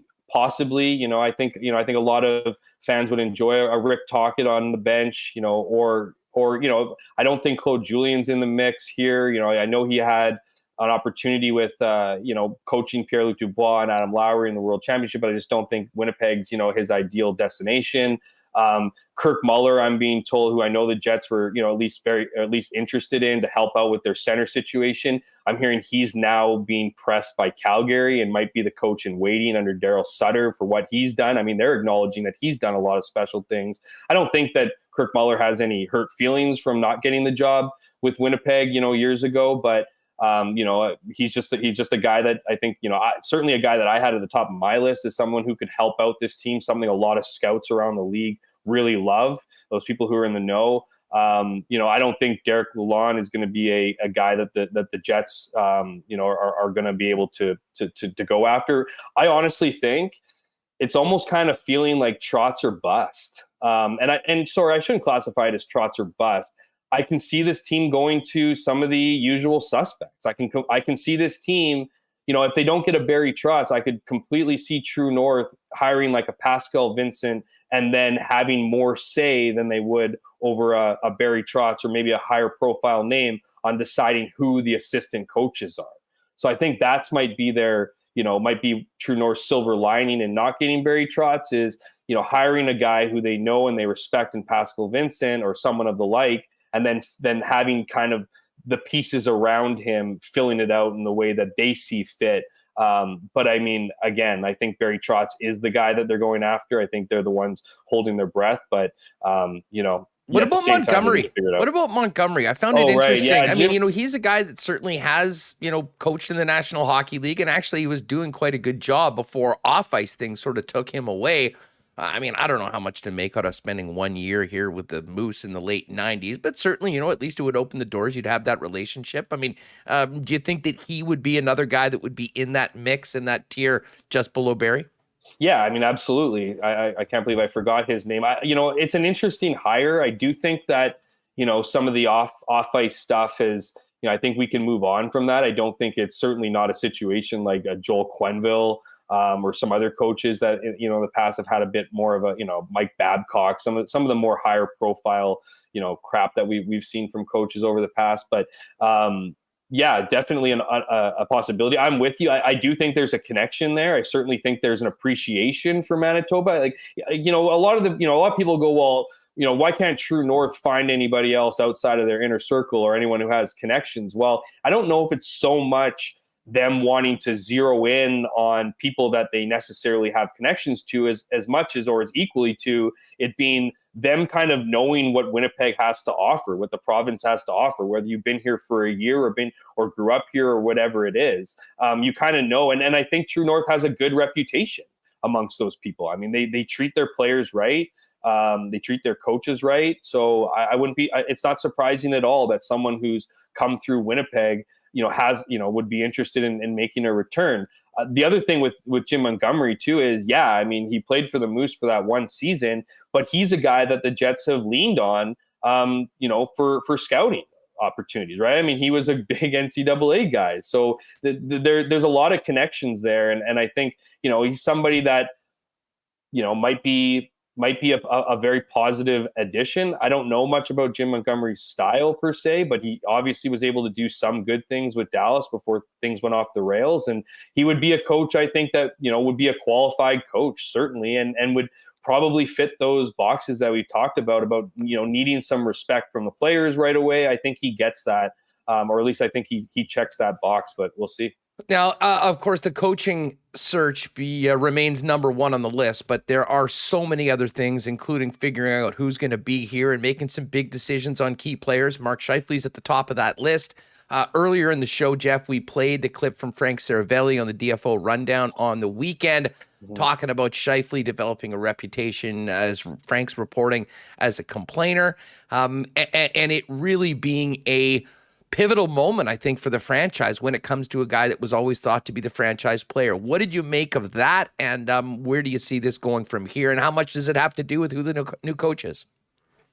Yeah, I think that, I heard the comments from Frank. I think it just echoes a lot of the comments we've been hearing from all corners of hockey people, whether that be in Winnipeg or outside with insiders. We know there's an issue. Like, it's not speculation that Mark Scheifele has a bit of an issue with his current hockey home. I mean, we saw that at the end of the season. If you can't take what Mark Scheifele said at the end of the year, someone who has 2 more years remaining on his contract that he signed and said he needs to figure out his future here, then what are we doing here? Of course there's an issue. And we know that there's a division in the locker room. We know that what happened, we know that there's been issues for probably a few seasons, but we know they came to a head last season. I mean, it was a miserable season for the whole organization. There was incredibly high expectations. They fell incredibly short of those. And, and then we have all the, postseason comments, whether it's Paul, guys like Paul Stastny, who'd been very vocal, I'd argue, throughout the entire season and in previous years about the issues with this team. You had, Mark Scheifele's interview. You had Adam Lowry speak candidly. Heck, you had a guy like Kyle Connor who really doesn't say much ever. In fact, they bring Kyle Connor out for the most part when they don't want to say anything, it seems like. And, he had he had some pretty scathing comments. So we know there's a lot of issues there, whether or not it has to do with a coach. I don't know. I mean, possibly. I mean, there's certainly, if you look at the history with Mark Scheifele and the coaching staff, he was a big fan of Paul Maurice for the most part, because Paul Maurice pretty much gave him whatever whenever he needed it. So And that changed slightly with Dave Lowry. And we know that, Mark Scheifele didn't like Dave Lowry as the head coach and didn't like the systems that the Jets were employing. It's just becoming more and more like, you look at Frank's comments and it's just becoming more and more proof that this guy, it's going to be difficult. It's going to be difficult to get him to buy in, if you will. And we know how important it is for an entire team to buy in. And at what cost would it be to the team to get Mark Scheifele to buy in? And that's the question I imagine the Winnipeg Jets are dealing with. But they, like you said, Huss, there's lots of things they have to deal with. We don't know what the future of Pierre-Luc Dubois, is. We don't know what, the vision of down the middle, the very important center depth on this team. This team was envisioning a Dubois-Scheifele combo for at least years. Now we're talking about a guy who, hasn't necessarily publicly wants out of town, but all the comments coming out suggest that he doesn't want to be in that locker room without intense changes, whether that's a coaching change or not. Personally, given what we're kind of hearing about Pierre-Luc Dubois, and I'm not saying that he's definitely not going to sign with the Winnipeg Jets, but again, I don't know why anybody would want to put pen to paper right now with all the question marks they have. But you got to start looking seriously at what the futures of some of these key players are and make some tough decisions. I guess the problem is, Huss, whether or not you're going to get the value, and this was part of Frank's comments, was whether or not you're going to get the value in return from Mark Scheifele, given the growing reputation he's had, but also the guy who has a pretty friendly contract for the next 2 seasons, has proven that he can put up points in this league. Well, and that's why I'm not sure I entirely buy with the hypothesis, I guess, that it's impossible to win a Scheifele trade. I mean, listen, it's a big ask of the general manager to go and make that work for your team in the short and the long term, but I certainly don't rule it out. And to be honest, and this goes back to one of the other things that Frank said, that this organization for a long time, as I believe his quote was, pandered to Mark. I mean, has done everything they could to do everything possible to make him happy, as comfortable as possible, getting every sort of opportunity that he wants. And I think that has been the case. And here we are. I mean, I'm not sure what more that this organization could do, even with a new coach, to sort of put a new coat of paint on it and expect to have different results. And you do wonder what the effect that has on many of the other players, like a Pierre-Luc Dubois, that have big decisions to make, like, okay, am I coming back to the same sort of thing? Is this what I want to commit to for the prime of my hockey career? Well, absolutely. And I mean, as close as locker rooms are, these guys are also human beings. So, and we're all competitive in our own right? We're all selfish in our own right. We all, particularly in professional sports, how often do you hear that you have to look out for yourself? That hockey is a business, and all these things. I mean, that's essentially saying that you need to maximize your value and need to maximize, your own personal gain. And I think that can be, I think if you look at a guy like Mark Scheifele, he's done a lot of great things for this organization. He might feel entitled to those things, and he might be deserving of a lot of different things given what he's done here. But I don't know if that is believed by everybody in the locker room, each of which is fighting for their own piece of the pie. And so to me, I think there is a massive division. There's almost kind of, because I know there's guys that are, if for lack of a better term, pro Scheifele. I know he's got some friends in that locker room that support him and that, probably believe he has a bit of an argument. I use the word demands lightly. We don't know exactly what he's demanding or wants, that he hasn't already got. But, that's just the reality of being a professional hockey player. And I go back to my earlier comment about maybe just needs a change of scenery. Maybe this is exactly what Mark Scheifele needs is somewhere to, maybe it's, and like I said, I don't think it's something that all happened last season.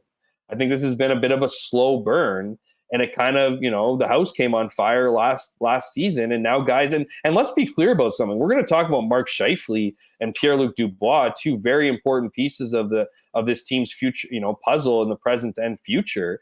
But there's got to be a number of guys in there, whether you're making $1 million or $10 million cash, that don't want to be in that environment either. And it's not, I'm not saying they don't want to be in Winnipeg or that they don't appreciate, the organization and the ownership and all that stuff. But why would you want to be in a toxic locker room? You're playing you have a dream job.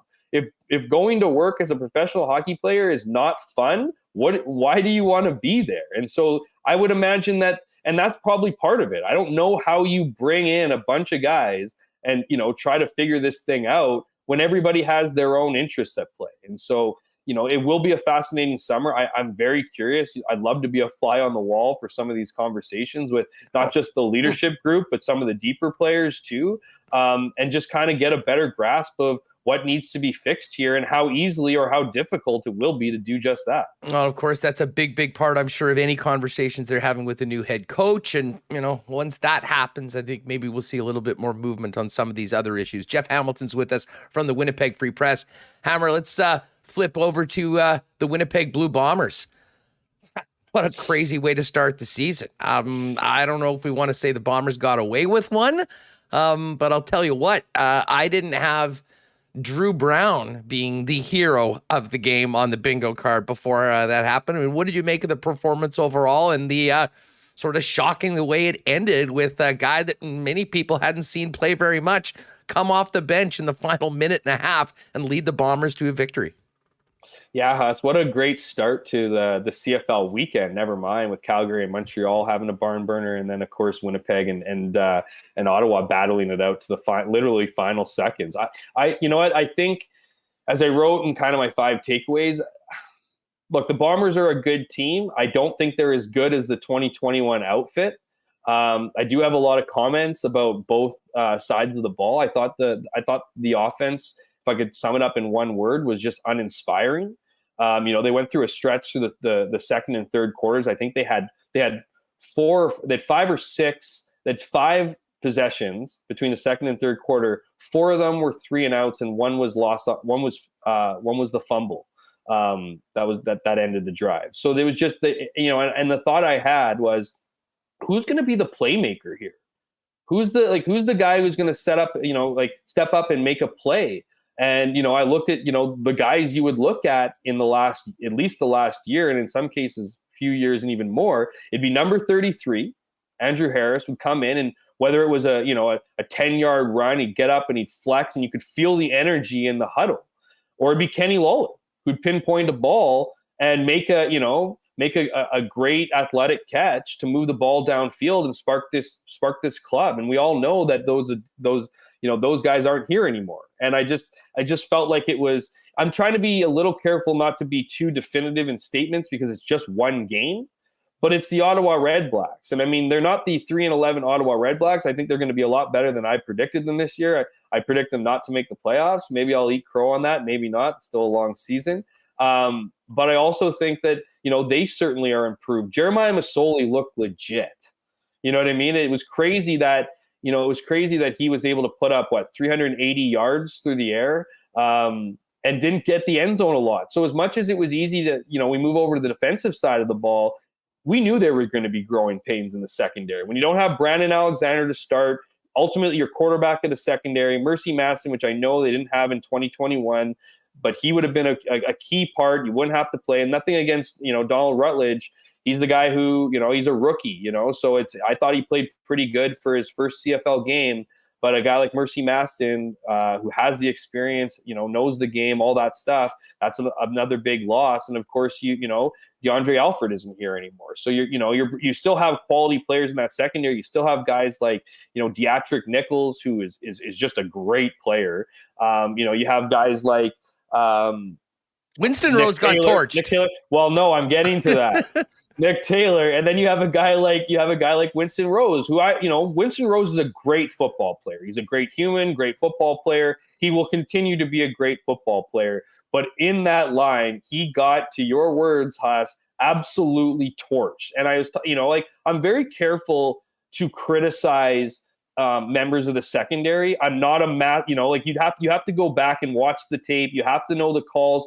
Very, very often, and this is the people I don't know the intimate X's and O's of football play calling. That's why I don't write a lot about it, but I talk to a lot of people. I spend a lot of hours in a week talking to people who know exactly that. And so I'm always careful to go, this guy got torched or this guy got beaten on a long pass. A lot of the times, the safety didn't pick up their assignment or someone didn't come up over the top, and you see the numbers of the guy running 20 yards behind a guy who's jaunting into the end zone, and all of a sudden you go, that guy got roasted. Well, no, I talked to a handful of people, probably 3 or 4 people about Winston Rose's game, and it was just, in a word, awful. And I think it was probably overcompensating for the lack of communication. Nothing against Malcolm Thompson, who's spelling Brandon Alexander right now, but he's not as in tune with this scheme as Brandon Alexander is. He doesn't have the same level of communication. So it looked like guys like Taekwon Glass and Winston Rose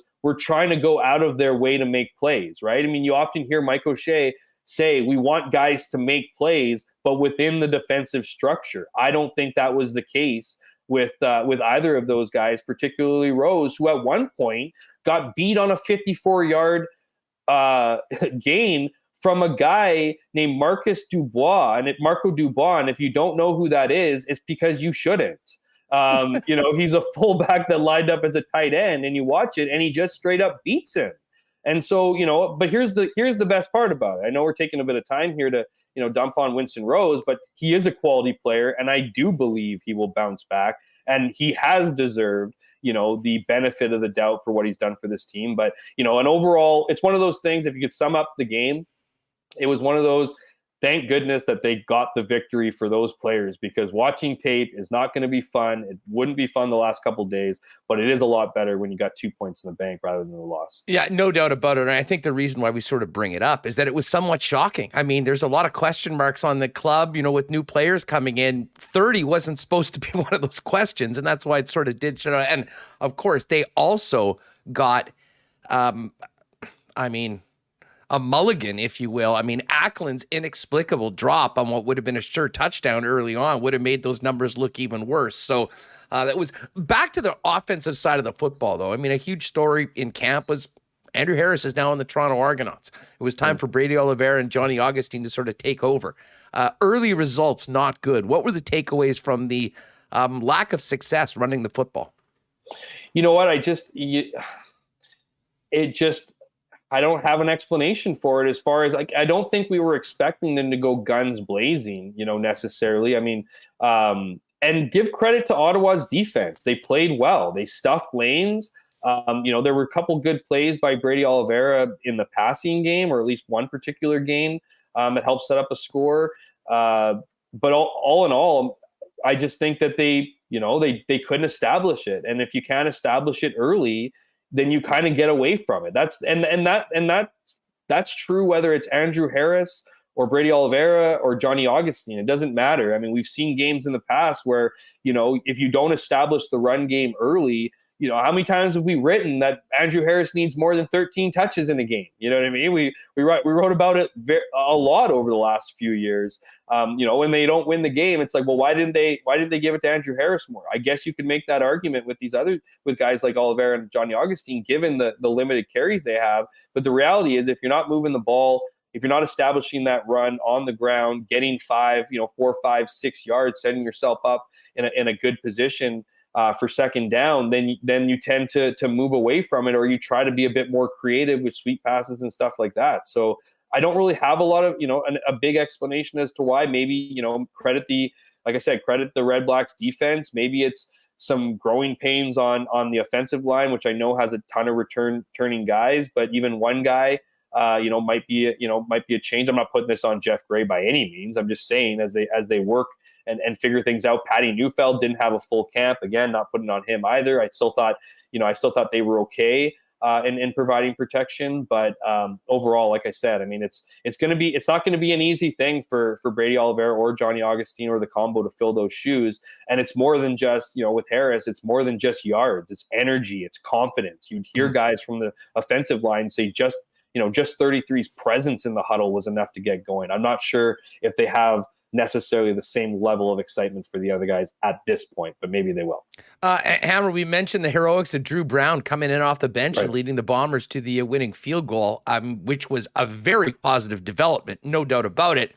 That being said, this team is Zach Collaris's and will go as far as he takes them. Do we know anything about his status coming out of the game into this week? Yeah, to start on Drew Brown, I can't believe you asked that, but I missed it. Impressive stuff. I mean, I thought he was impressive in his, in that first game against Edmonton. He's when you look at the quarterback depth chart, there's I think the reason why they're playing one kicker is so they can dress three quarterbacks, each quarterback having a different role. Dakota Prukop is the short yardage QB, which is more often than not in previous years when you only dress two quarterbacks would also be your quote unquote backup. Well, I think Drew Brown was always this team's backup number two, that if in the event Zach Collaros was, as we saw in that game, we talked about this leading up to it with colleagues of mine, but what that depth chart would look, I always thought Drew Brown would leapfrog Dakota Prukop, at least now at this point, right? He knows the systems more. He's been here. They obviously like him, but for him to come onto the field with 133 remaining, cold, and go 3 for 3, credit to guys like, I think it was Greg Ellingson caught one. I don't know if Nick Dempsey got the other one, or Rasheed Bailey got one, I believe.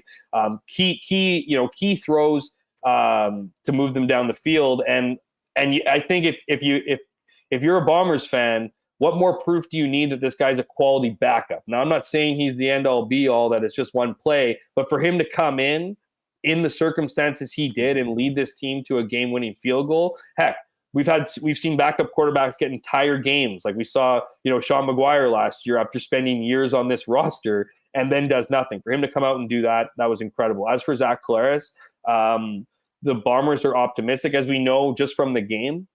He wanted to come back in, right? First of all, he didn't want to come out. So there's that, right? Like he didn't want to come out of the game. It was an injury spotter that, doing their job, pulled him out of the game after they noticed he took some contact to the head. And then you saw him kind of running back onto the field, wanting to come on. And of course he didn't. So we know that people do that injured anyway. But it is a good sign that he wasn't, that he was actually up and doing stuff. I'm told that it's they're cautiously optimistic. They're, all signs at this point are positive. So I'm expecting to see him at practice tomorrow, ready to go. But we'll have to wait and see. Well, rematch Friday night back in the nation's capital, game number 2. It took a long time to finally see Paul Appley. Certainly won't take that long to see them again. And Ottawa was very impressive. Hammer, great stuff as always. Thanks for doing this. Looking forward to chatting with you later on this week, and of course having you back on the program next week. Always a pleasure, Huss. Really do appreciate you having me on. We didn't even get into Lapo's gaffe at the first half, but you know what? An old friend of Winnipeg. How did that happen? Like I'll be honest, and to think of the margin of victory for the game. I mean, look no further than that play right there. Two timeouts they had 2. So, and like my favorite part of that whole play was Jalen Acklin getting up and selling the first down with zeros on the clock in the first half. It was just like, what's going on? Yeah, there was that play. There was the missed catch. There was the fumble by Prukop. Let's not call, let's call the Bombers lucky, but in the context of you need to be good to be lucky sometimes. And, good teams pull them out when they don't play their best. Have a great week. Thanks for doing this. Awesome, my friend. Take care. Great stuff with Hammer. Still a little more CFL and more talk. Dustin Nielson, who, of course, called the games on Friday and Saturday night on TSN, going to join us in just a couple of minutes. Hey, anyone that headed out to the game, hopefully you took part in the Princess Auto tailgate zone. What an awesome crowd before the game on Friday night. Of course, Princess Auto, proud sponsors of the Bombers, and will be hosting Bomber fans in the tailgate area before each and every game. And of course, Princess Auto is also where you'll find the best deals on the most unique assortment of tools and equipment around. Everything you need to complete the projects on your list or start something new is at Princess Auto. 2 Winnipeg locations, Panet Road, Portage Avenue West, and you can always shop 24/7, 365 at princessauto.com.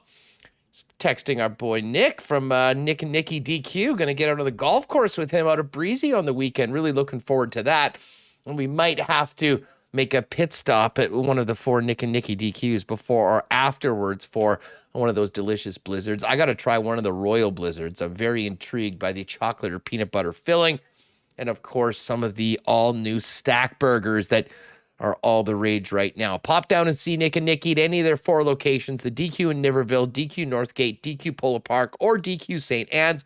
And if you do need a DQ ice cream cake for a party or an event coming up, you can always hit them up on Instagram at DQ Manitoba and get that sucker custom made for you to pick up quick and easy at any of the 4 Nick and Nikki DQs. Hockey, the Stanley Cup Final doesn't start until Wednesday tonight, though we've got NBA Finals, and you can always get together and watch the big game on the big screen with big sound at your local Boston Pizza. Of course, if you are there, take advantage of their happy hour specials between 3 and 6 and 9 and 12 each and every night. And if you're staying at home, you can always order online. Check out their game day deals, bostonpizza.com. each and every day of the week. All right, stick around. We do have the Assiniboia Downs Pick'em contest coming up. We'll hit the cool bet lines. But let's talk a little more about CFL Week 1 with a guy that was in person and calling both the game here in Winnipeg and that great scene in BC on Saturday night. Our buddy Dustin Nielson. Look at Dusty. He's got the blazer on, the cool bet hat, sort of in between 2 outfits and joining us on WST. What's up? I forgot which job I was doing today, so I threw on the cool bad hat, threw on a suit. It's been a busy day. I haven't had a chance to get changed since I got home. So this is kind of how I look for part of my day. Let's just leave it at that. Right back at it. I thought you didn't realize what time it was. You were going on your 6:30 a.m. hit on CTV exactly. Edmonton at that point. It's all. Well, listen, I'm glad you classed it up a little bit. This might be the second time ever that I've even worn a collar on this program. So, and that was just a fluke, but I'm glad that you're bringing the real class to the program. How was the weekend for you? How'd it go? It was great, man. I mean, it was busy for week 1, back-to-back games on back-to-back nights, like two games in a week. Not bad, especially if it's like a Thursday, Saturday, but for week 1 to go back-to-back, it's a lot of work. But, I was happy to do it, man. It was great to be back. It's great to see, a great crowd in BC. That was absolutely amazing. And it was great to be in Winnipeg. I even popped by one of the Boston Pizza locations after the game for a bevy to wrap up my night. So let's plug them a little bit here as well. Well, perfect. We, of course, did the lock shop there right across from the Delta downtown. Crystal and the gang. I saw her actually at the game. She's one of the biggest Bomber fans I know, so I was all fired up. Hey, just before we get to the games, from your job as voice of the CFL on TSN, how much more challenging is prep going into week 1 as opposed to week 7 or 8 once you sort of have a pretty good grasp of the league, new players? I imagine the early part of the season's got to be a little bit more time in front of the depth charts. Yeah, that's true. I mean, and that's kind of why, like I said, it's a lot of work for back-to-back because you usually don't get a lot of the information the day before the game, but for that Saturday game, the day before, I'm focused on a Friday night game anyway. So, I mean, prepping for preseason is the worst because the rosters are huge and a bunch of guys you've never seen and will never hear from again. And then after that, week 1 is the most difficult. Like this week, I have one game. It's the Elks and the Riders. And I've already seen both teams. I did a Riders preseason game where they started a bunch of their guys. And then I just did the Elks. The Elks made it very interesting because so many new faces in that lineup. That was one that I had to really kind of, cram for, like it's a test back in university, which I was horrible at. But even if you listen to the broadcast, let's say, and I thought it was pretty good broadcast this week, but if you listen to it, the odd time after a touchdown, there's a little hesitation because I'm like double checking to make sure I got the name right. By weeks 3, 4, 5, I mean, that's all just up here and it'll come out like that. So for me, from a broadcast perspective, a couple times I was like, I took too long there. But I think for most people, it probably came across okay. Well, let's start to the first game on the docket. You were here in our town of Winnipeg. We raised another Grey Cup banner. Shout out to Sarah Orleski, by the way, who did a phenomenal job of handling that little ceremony beforehand. Also, she did 3 games in 3 days, 3 different cities. 3 and 3. American Hockey League schedule. Yeah, she's a monster. She's the best. It was great. And obviously, they had the fireworks, the smoke, the blue and gold smoke out of the end of the stadium was great. And then we got to the game. And listen, I mean, we talked about it on the lock shop last week. I mean, obviously, the Bombers were a significant favorite. I was really impressed with Ottawa in a lot of aspects, but at the same way, I think leaving the game, the Ottawa Redblacks had to be wondering, how the hell did we lose that football game? What were your takeaways from both the defending champs and this new look Ottawa team from Friday night? Yeah, I kind of think the biggest takeaway from that game is this is an Ottawa that we saw last year. Like that's the big, and you're right. I mean, we can get to Winnipeg. We can get to the fact that Ottawa probably should have won that game. There were 2 or 3 big moments in that game where they kind of blew it. It's kind of self-inflicted, which you just can't do against a team like the Bombers. I mean, you do that against some other teams in the league, you might be able to get away with it, but you can't do that against the Bombers. But I mean, the biggest takeaway for me, we were talking about it like before we even went down the elevator after the game to get out to the vehicle to head back to the hotel. That's not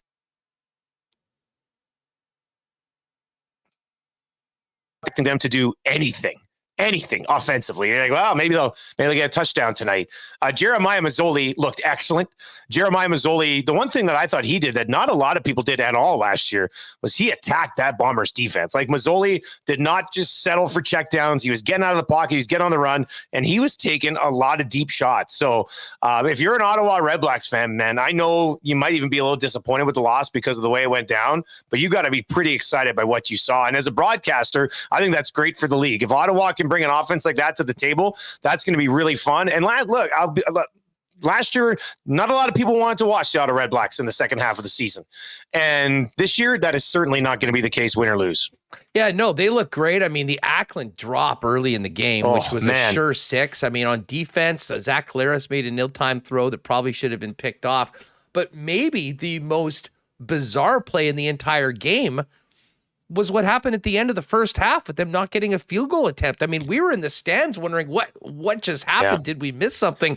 How did you guys see it? And what did it sound like as you guys called that play at the end of the half? Well, I was very caught off guard. And then it was right at the end of the half. And at the end of the half, like we don't have any time to break it down. It's just, hey, let's send it back to Kate in the panel. So it's not like we could have actually dove into it. But as you're watching it, and we went back and watched it later that night, when we went to BP's after and kind of watched the game, and we like to see how it all sort of went down. So we were watching that again because I said something just didn't add up. Because when I think it was at 23 seconds when that clock started running, and it took them 9 seconds to essentially snap the ball. Like they snapped the ball with 12, 13, 14 seconds left or something in there.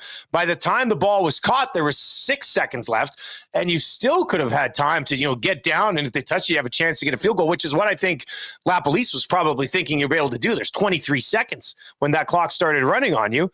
And I'm not 100% sure everybody was aware of that situation. Ackland got up and was kind of celebrating. And I was just like, no, The half is over. You just missed an opportunity against the best team in the league to put up another 3 points. So, to be honest with you, early season awareness of how much time you actually had left on the clock. So it stings for sure. And that was one of a few things that kind of came back to bite him in the butt. Tough to swallow if you're the Redblacks, because I thought you went in there and put together a pretty good game against the defending champs. Yeah, the Ackland pimp in the first down at that point was a bit of a tough look considering everything else was happening around it. I mean, a real lack of awareness. And then as far as, unlikely heroes, Drew Brown coming off the bench. I mean, yeah. I guarantee you 9 out of 10 Bomber fans couldn't have picked that dude out of a police lineup before the game. And yet there he was answering questions afterwards, going 3 for 3 straight first downs, very effectively moving the Bombers right into field goal position. And I guess in that ways, good teams find ways to win, and that's exactly what Winnipeg did, although there's plenty of room for improvement.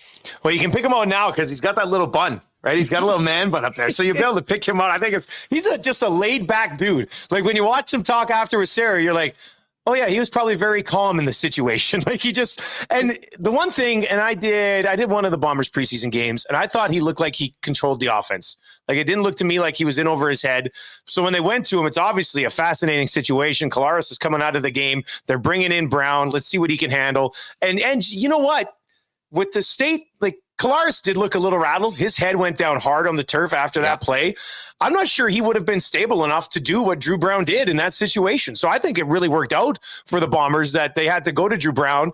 And he talked about it. I think on the second play, the Redblacks kind of went zero, and it allowed them underneath to find Dembski and get him moving. But he came in and made 3 huge plays. And I know, with what Rourke did later in the week and some of the other storylines that kind of emerged from the weekend, a lot of people might forget that, but that's an incredible situation to be put in, especially when it's not like he's Prukop and he's coming out and he's already touched the ball a bunch. He'd been involved in the offense a little bit.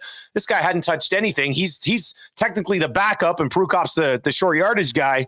And it completely worked out exactly like you would want to do it if you're the Bombers. I think all three of their guys contributed in a big way. Dustin Nielson is with us, of course, called 2 of the games in week 1 of the Canadian Football League. And the second one was after an early flight. You get out to Vancouver. And first things first, what a scene and what a job the British Columbia Lions have done at trying to reinvigorate the franchise. My main beef is with the TSN producers, to be honest. How the hell did we not have a picture or a live shot of you and Dwayne Ford grooving and singing along to One Republic during that pregame concert? I mean, we were robbed of that moment because I know you guys were singing along with every song in the booth. You know what? I will be honest, and let's say this first of all. Just usually I'll walk down to the stadium, but we got in and we were running a little bit late because we had to wait for our rooms and stuff. So we're like, we'll take a cab down. So we got the cab down, and then we had to walk like 2 blocks through a party. Like it was a mini Grey Cup. Like that's what it felt like as you're walking through. Biff Naked was playing up on the stage outside. Like the buzz around BC Place was the best I'd seen for any regular season game in the 2.5 years that I've been doing games. It's just, they did an excellent job. And then, One Republic, as we were getting there, I was saying to the guys, I'm like, One Republic, I think my wife listens to them a little bit. I'm not sure I'll know many of the songs. And then they started playing.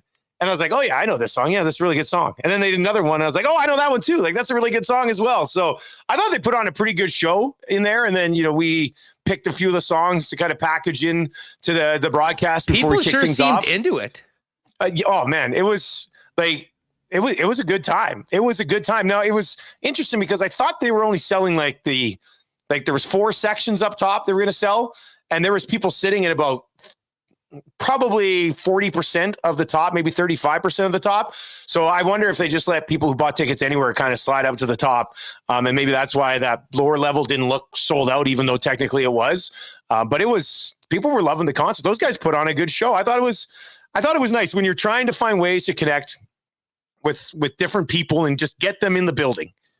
I think things like that, not all the time, but events like that every once in a while can make a big difference. Well, and then they get in there, they finish up with all the pomp and circumstance, and all of that went well. And then there was the football game, and you're going in with a young Canadian quarterback that's not very proven up against Chris Jones and a Chris Jones defense. And that was as thorough a shit kicking I can remember in a long time in the Canadian Football League. I mean, he just about put up 60 on them. I guess let's start with the positive. How impressed were you with BC? I mean, Butler with the 4 touchdowns. I mean, O'Rourke with the way that he played. Like Burnham and Lucky Whitehead didn't do very much in that game, and they put up 59. If you would have told me that the Lions would put up 59 points without Whitehead or Burnham getting a touchdown, I would have said there is 0 chance that happens in a million years. Yet they did, and you're right. It was right from the start. Like you got to give some credit to the Lions offensive coordinator, Max Simic. I think he called a great game for Rourke. Rourke finished this game, I think, 26-29 with 3 passing touchdowns, 78 yards on the ground, 2 rushing touchdowns. He was a fantasy monster in this game. And that's after, kind of letting the spotlight go to Butler in the first half. Guy had 4 touchdowns in the first half of the football game. He had 3 all of last season, which was like an okay season because he, shortened year. It wasn't an awful season. You would have liked a little bit more production, finding the end zone. But Butler looked like, he was getting around a little bit better than he did last year. More holes were opening up, and that all might come back around to the fact that Edmonton looked very disorganized on defense. They really couldn't get anything done, but I don't want to read into that too much and take away a really good performance from Nathan Rourke. He looked, when you watch him play, and, he obviously can pass the ball. We know that. But then he mixed in, getting out of the pocket a little bit. And on the 3rd and short, he just took off, ran by everybody. He was exciting. Like he got me really excited. And I'll, doing a lot of games in the West, I look forward to seeing a lot more of Nathan Rourke and seeing what he looks like against some of these other defenses outside of week 1. Now, when you were back at home in Edmonton, you saw the family yesterday, and then it was back to work this morning. And I know there were some other topics of interest to folks in Edmonton that may have been dominating the text line. But as far as the Elks go, what were people saying? Because I think there was a lot of optimism, and Victor Quees got a nice new vibe around the club, and people were very willing to give this new regime another chance. But man, when you fall flat on your face the way they did, I have to imagine that there was many Elks fans that were feeling kind of like they did last year during that miserable season. What were you hearing in E-Town about the performance of the visitors? Yeah, there'd been such a positive buzz, and we kind of talked about, like, how did you turn around the mindset of this fan base without even stepping back on the field? And they did. And then they stepped back on the field, and that was a little bit of a concern. I think there's but it also, what it does is it provides just another opportunity for local haters to have a voice, right? Oh, yeah, this is why I'm not buying tickets again. Look what happened. I'm like, relax, man. It's the first game of the year. You've got a defense that, half of them were not even familiar with at all. The ones who you were familiar with didn't play well. Your quarterbacks, like BC is not the BC Lions of last year. Like, the Elks didn't just get crushed by a BC team that only won 5 games. I'd be stunned if the Lions don't take a step in the right direction this year. I'm not saying they're going to win the West or, knock off the Bombers or whatever. But that's a much better football team. And maybe I'm wrong. And maybe, if it happens again on Saturday, you guys can bring me back on next week. But the Elks aren't giving up 59 this weekend against the Riders. Like, they better not. Like, professional football players, you have to be able to put together a better performance than they did. Especially, offense wasn't great either, but the defense, straight up, and Chris Jones said it at halftime. He said it again after the game, man. They couldn't tackle. They couldn't even get lined up properly. They were having communication issues. To be honest with you, from a preparation standpoint, it didn't look great on the coaching staff. No, it really didn't. I was wondering, post-game and afterwards, what Chris Jones had to say, because in a lot of ways, he's sort of been brought back in to be somewhat of the savior for this club. And listen, around the league, there were lots of people that were loving what they saw, because he's sort of a polarizing figure and is a bit of a Darth Vader rep in the CFL. But a lot of this is on him. And frankly, that was somewhat of an embarrassing performance. How did he handle it, and what did he have to say? I think kind of as expected, although I will say his halftime interview with Farhan, he gave us more than I thought he would. He actually kind of broke down the defense. He did say that they were going to go with number 2 at quarterback, which was Ford. And then they came out with Arbuckle and stuck with Arbuckle the entire half. So yeah, that's just how Chris Jones is. I think I said on the broadcast at one point, I think that's his angry face, but it could also be his happy face, because that's just how he is, right? Like, that's what Chris Jones is. That's what people here in Edmonton were familiar with when he led them to a Grey Cup. And that's why people have embraced his return. So, people have been very quickly to point out that when he took over the Riders, his first year there, they only won 5 games. And with what you see right now from a personnel perspective with this team, it might be a 5 or 6 win season for the Elks. And Arbuckle had some problem throwing the ball, to the side of the field. I think there was a little bit of an issue there. Ford had his one pick in a similar situation. So, but Kenny Lawler, I will say this: if we're looking for a bright spot, I thought Kenny Lawler made some plays in his debut with Edmonton. So, a former Bomber, he's getting paid to have a good season, and I thought he had a decent start to it. Just one quick one on a game that you probably didn't get a chance to see very much of.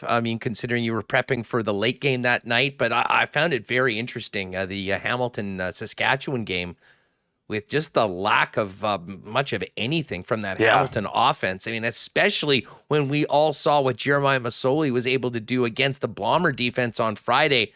Got to be somewhat concerning in the Hammer for the way that they came out of the gates. I would think so.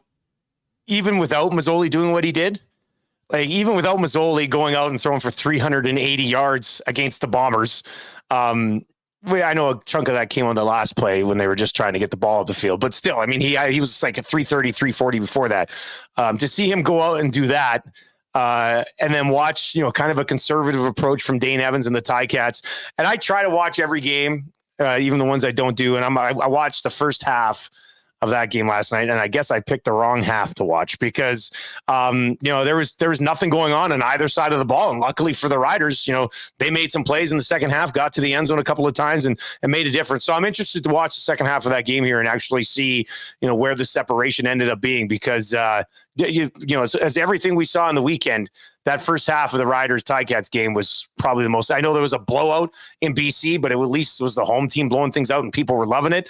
That first half in Regina, that was a tough one to watch. No doubt about it. Well, it was a tough one. It was a tough week to pick too. I mean, I knew, and I said this on the Lock Chop, we're going to take it very easy in week one because, and good thing I did, because there was a lot of other good picks on the Lock Shop. None of them involved the Canadian Football League on the weekend. And we got hosed on the PGA. We had guys all over that leaderboard. I was like, something's got to hit, right? I had Burns. I had Tony Finau. You had Justin Thomas, didn't you? Yeah, no, I had Scheffler. But I had Fitzpatrick. Fitzpatrick sort of faded. And our guy, Tony, and man, he goes and shoots a 64 in the final round.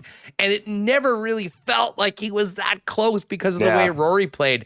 That being said, it's a major week. We'll come up big tomorrow on the program. We've also got the Stanley Cup Final to talk about. And, we'll wait to do picks and whatnot tomorrow. That being said, from someone that loves hockey, that covers the game, this is the final that I think. I haven't been this excited for a Stanley Cup Final in a long, long time.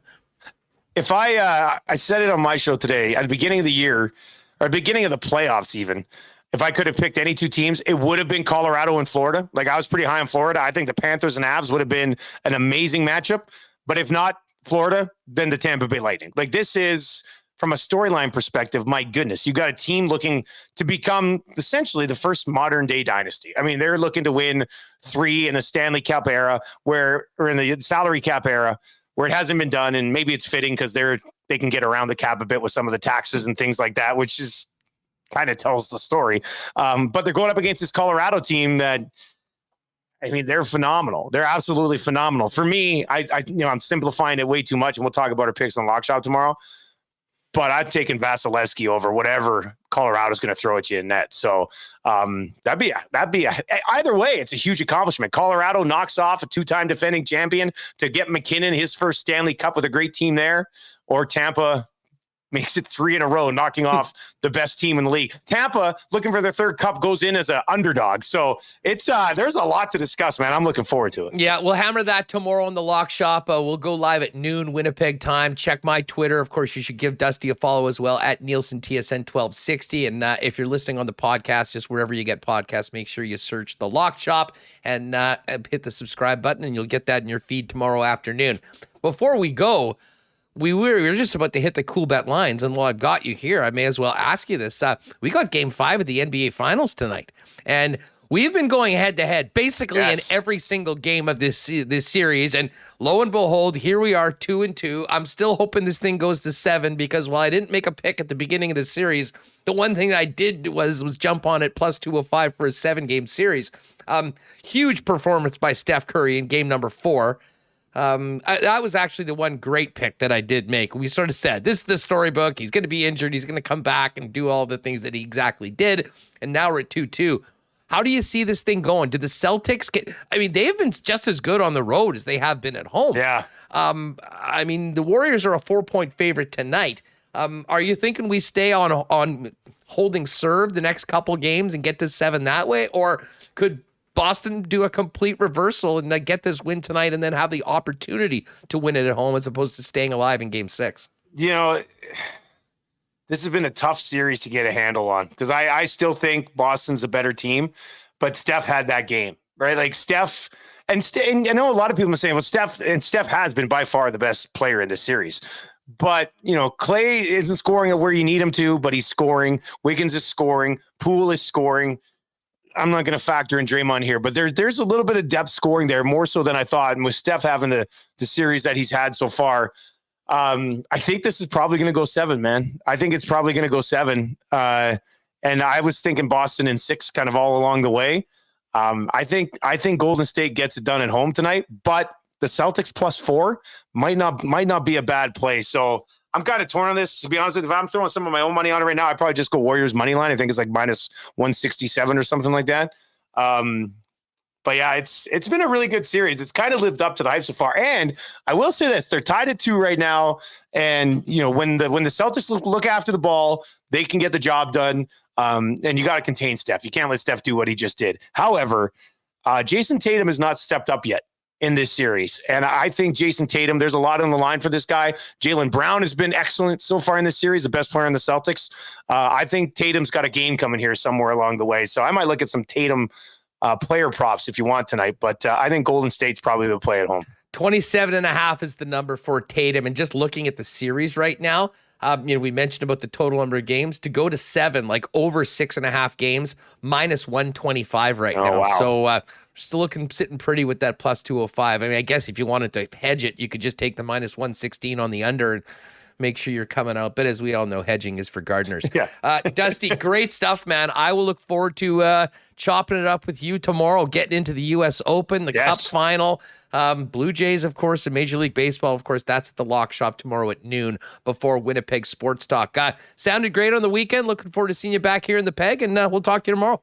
Yep, sounds good, buddy. Thanks for having me. Thanks for doing this. There he is, Dustin Nielson. Give him a follow on Twitter at NielsenTSN1260. Of course, did the game in Winnipeg and then Saturday night in BC, calling the CFL on TSN.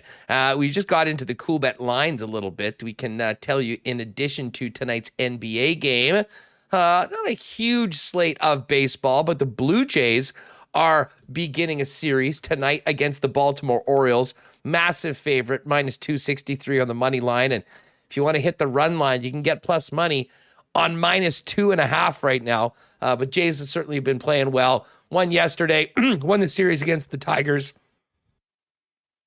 Excuse me. And now beginning a series at home, looking to continue making some gain. I think they're 14-6 in their last 20 games and haven't made up any ground on the New York Yankees. It's a tough division right now, and the Yankees are playing great. And as far as the NHL goes, the Cup Final is set.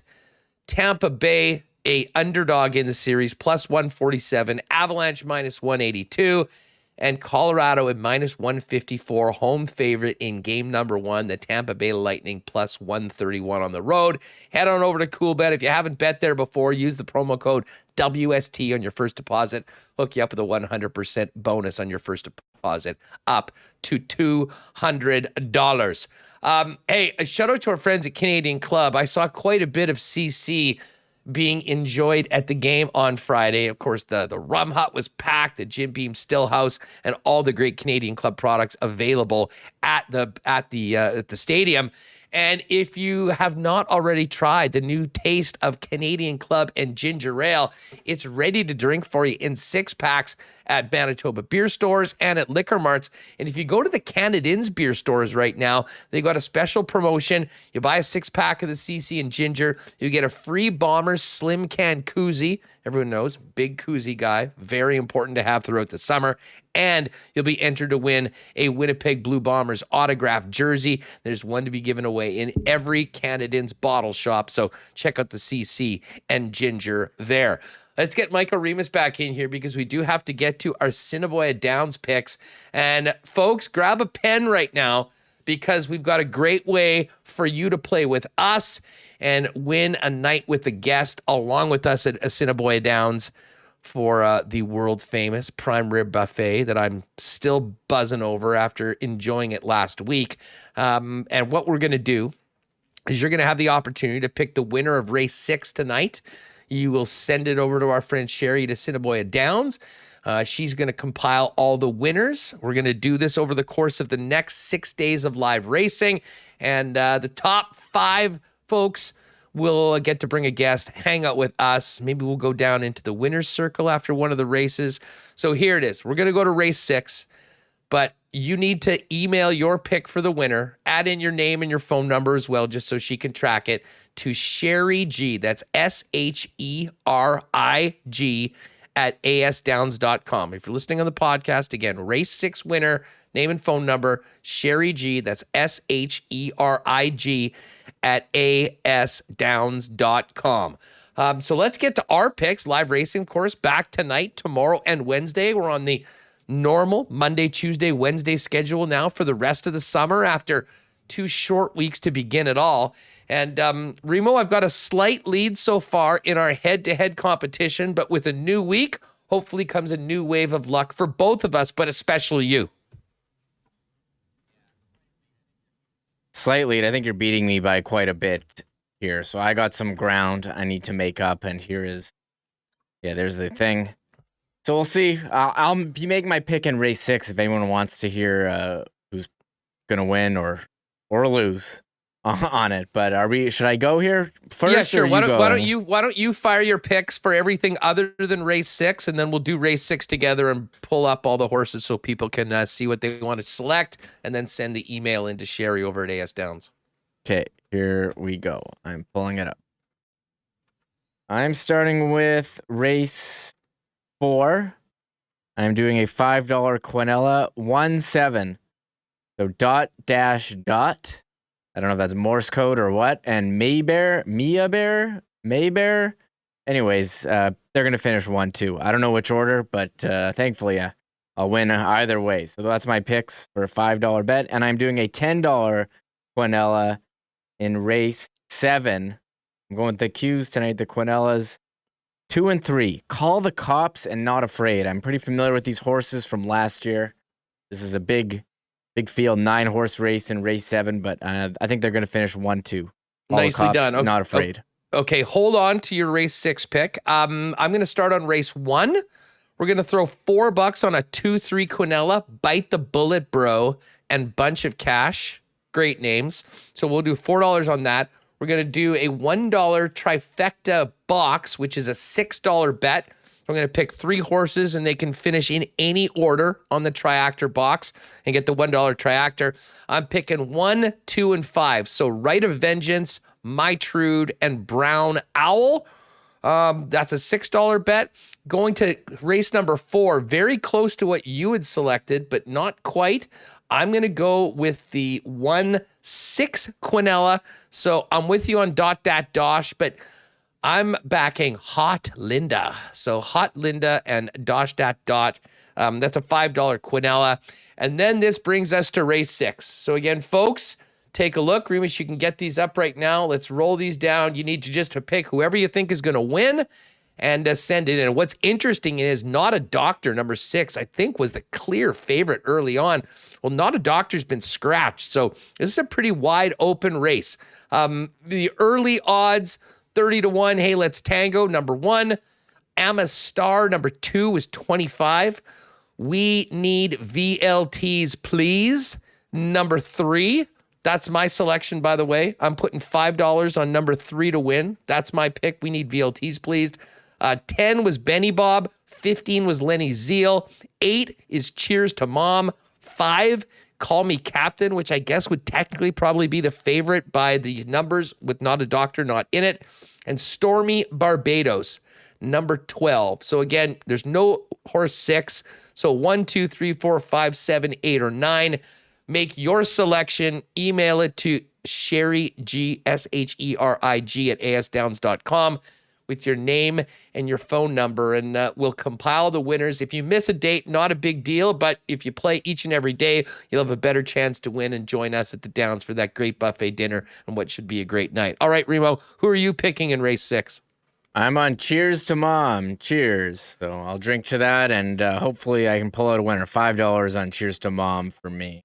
Nicely done. Okay, so I'm on horse 3. Remis is on horse 7. Make your selection. Get it to Sherry. Good luck. And we're going to do this again tomorrow, Wednesday, and next Monday, Tuesday, Wednesday. And then we'll be organizing a night with our winners, probably the week or or two afterwards on one of the dates down at Assiniboia Downs. And again, if you want to make your way out to the Downs tonight, live racing, they get to post at 7:30 p.m. and find out more at asdowns.com. If you can't wait to come with us as a winner, you can make a reservation in the Terrace Dining Room for the world-famous prime rib buffet. Yeah, I can't wait for that. So we'll see who the winner is going to be. I mean, play, email, pick your horse. We have the Sherry G at AS Downs. I'm assuming her email is going to get flooded. Like, she's going to need to get some more space. after this. So this is well, gonna hopefully it's a free contest. It'll be a lot of fun. We'd love to see you out there. And again, and you can always watch the races too. If you maybe aren't heading out there, but you have entered in the contest, just go over to the Assiniboia Downs YouTube page. Kirk and Stretch do a great job of laying out the lay of the land heading into each night of live racing. And of course, you can also watch it even after the fact. Go back and see how you did in race number 6. So we'll be picking the top 3 overall, as well as we'll be drawing from people that won any of the races for another couple, put together a bit of a crew for a fun night with Winnipeg Sports Talk at the races a little later on. Sherry's going to be working hard, I think. Hopefully. Taking down all these entries. So you saw the horses before.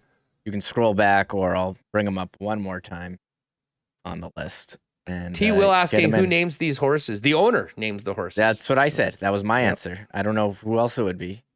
That is certainly it. So anyways, fun show. If you want to toss in your chat handles, do that. Just make sure that they've got your actual name and phone number, just so if you win, they can let you know that you won. But certainly, if you are a chatter, if you are on YouTube, pop that in as well. The more information, the better. Yeah, I guess should we also say, like, hey, you listen on the podcast. Shout out to all the podcast listeners. And we do want to give a shout out to the people on YouTube. I know there's a lot of people here who haven't hit the red subscribe button. I was looking at the analytics real quick. Like 50% of the people who are watching this don't have it subscribed. Come on, hit that red button. We're trying to get to 8K. We're on our way. Also, if you haven't, that notification bell right beside it, right there. You'll get notified when videos go up. I had some videos on the weekend, just clips of the show. People aren't liking those. Marat talking about the Mark Scheifele trade possibilities. A lot of people hating those, thinking those are the worst trade possibilities ever. And a conversation you and Mike McIntyre had a couple weeks ago about maybe going with a leadership by committee approach. And I don't know, that Frank clip from Scheifele, I'm still thinking about that, calling him a complainer and whatever. Mean, Frank just piling on, people just taking everything, just piling on here. Got to give him a break at this point, right? There is some gas. Starting to feel bad. Well, you know what? Hey, I mean, it is what it is. I mean, hopefully they figure things out going forward, and no matter what, things are much better around Jets' room, on the ice, off the ice than what happened last year. And I think everyone knows that is necessary, and it'll be up to the powers that be and a new head coach to figure out how they get to that point. But that certainly will be the top priority. So again, thanks to everyone, and for any new subscribers, because we continue to get a bunch more each and every day. Welcome aboard. 1 o'clock. Monday to Friday, we're live here on Winnipeg Sports Talk, and you'll get those podcasts in your feed if you're listening on the podcast in and around 3:30, which, speaking of, we should get out so we can get these podcasts loaded up. And I know there's a lot of people waiting to listen on their way home, so we should do that. But great start to the week, and we're going to get ready for the Cup Final. I know our buddy Matt Calvert's going to head out there. Hopefully we'll be able to talk to him at some point. We'll have Mike McIntyre and a little bit more. Is JD going to join us tomorrow? Dunk? Is he good? Dunk is in. Ken is going to be in Denver, and trying to find a time with Matt Calvert because he's going there, and waiting on David Pagnotta. We'll see if he's good at some point. He's going to Denver, so it'll be a lot. I just want to say about the Cup Final. So let me get this straight. Tampa Bay, the defending 2-time Stanley Cup champions, were an underdog in the first round against Toronto. Mm-hmm. Were the underdog the second round against Florida. That's correct. They were favorites against the Rangers. Fine. Yep. Underdogs again in the Cup Final. Is it possible for a defending 2-time to be underdogs that many series? And if Tampa goes on the microphone after they win and say nobody believed in us, they might actually have a point. They might actually have a point when they say nobody believed in us. Well, remember Kucherov having fun saying it was so ridiculous that people were underestimating Vasilevsky when he didn't win the Vezina and all that. They might do a team laughing at everybody if they go and get it done. To me, Vasilevsky is the guy. The difference in goaltending is such a big advantage for Colorado. To me, makes this series far closer to a pick'em. I mean, I get it. Colorado's amazing. You got Makar, McKinnon. I mean, all that lineup. The fact that they might not have Kadri, I think, is significant. And, depending on who you believe, we might see Braden Point very soon in this series too. So to me, this is way closer. I mean, the value is all on the Tampa Bay Lightning right now, considering what we're seeing the numbers are for it. But I just hope that we get a great long series that goes 6 or 7 games, because I think this is going to be a real treat for hockey fans to see these two teams go at it with everything on the line. Yeah, I'm just hoping for great hockey. I was shocked to see that they were underdogs just now. I don't know how, and you mentioned all the great players on Colorado. Don't you think Tampa has equally as great players? I don't know, Norris, Finals, and Hedman, Stamkos, like Kucherov, best players in the league. Point might be coming back. I mean, I don't know. I don't know how. I got a 12-1 Tampa future from before the playoffs started, so I will be pulling for the Lightning. And I think that's just more a self-serving thing. But as I said, I just hope it's going to be a great series. And we'll be all over it the next couple days, both with people from around the league, as well as some of our favorites joining us from Denver as the puck drops on Wednesday night. Thanks to everyone that joined us. Special thanks to Aaron Cockerill, and a great congratulations to him again, representing Canada and our province in his first ever PGA Tour event, making the cut, playing the weekend. Was a real pleasure having him on the program earlier today. And of course, huge thanks to the Hammer, Jeff Hamilton from the Winnipeg Free Press, and my guy, Dustin Nielson. Don't miss tomorrow's Lock Shop noon. We'll do that live on Twitter as well as on podcast before we fire up Winnipeg Sports Talk at 1 p.m. right here. Thanks again to all of you for making this a part of your day. Again, if you haven't already and you're with us on YouTube, hit that red subscribe button. Do us a favor, hit the thumbs up as well on your way out. It helps us spread the channel. And thanks to the sponsors that make this show happen each and every day. We will see you tomorrow, 1 o'clock, more on the Bombers, who will be back at practice. Week 1 of the Canadian Football League, a little look ahead to Thursday and Andrew Harris's Toronto Argonaut debut.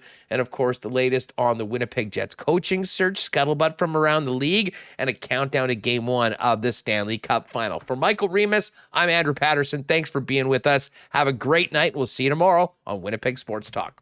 Oh my God! Oh! Shut it down! Let's go home!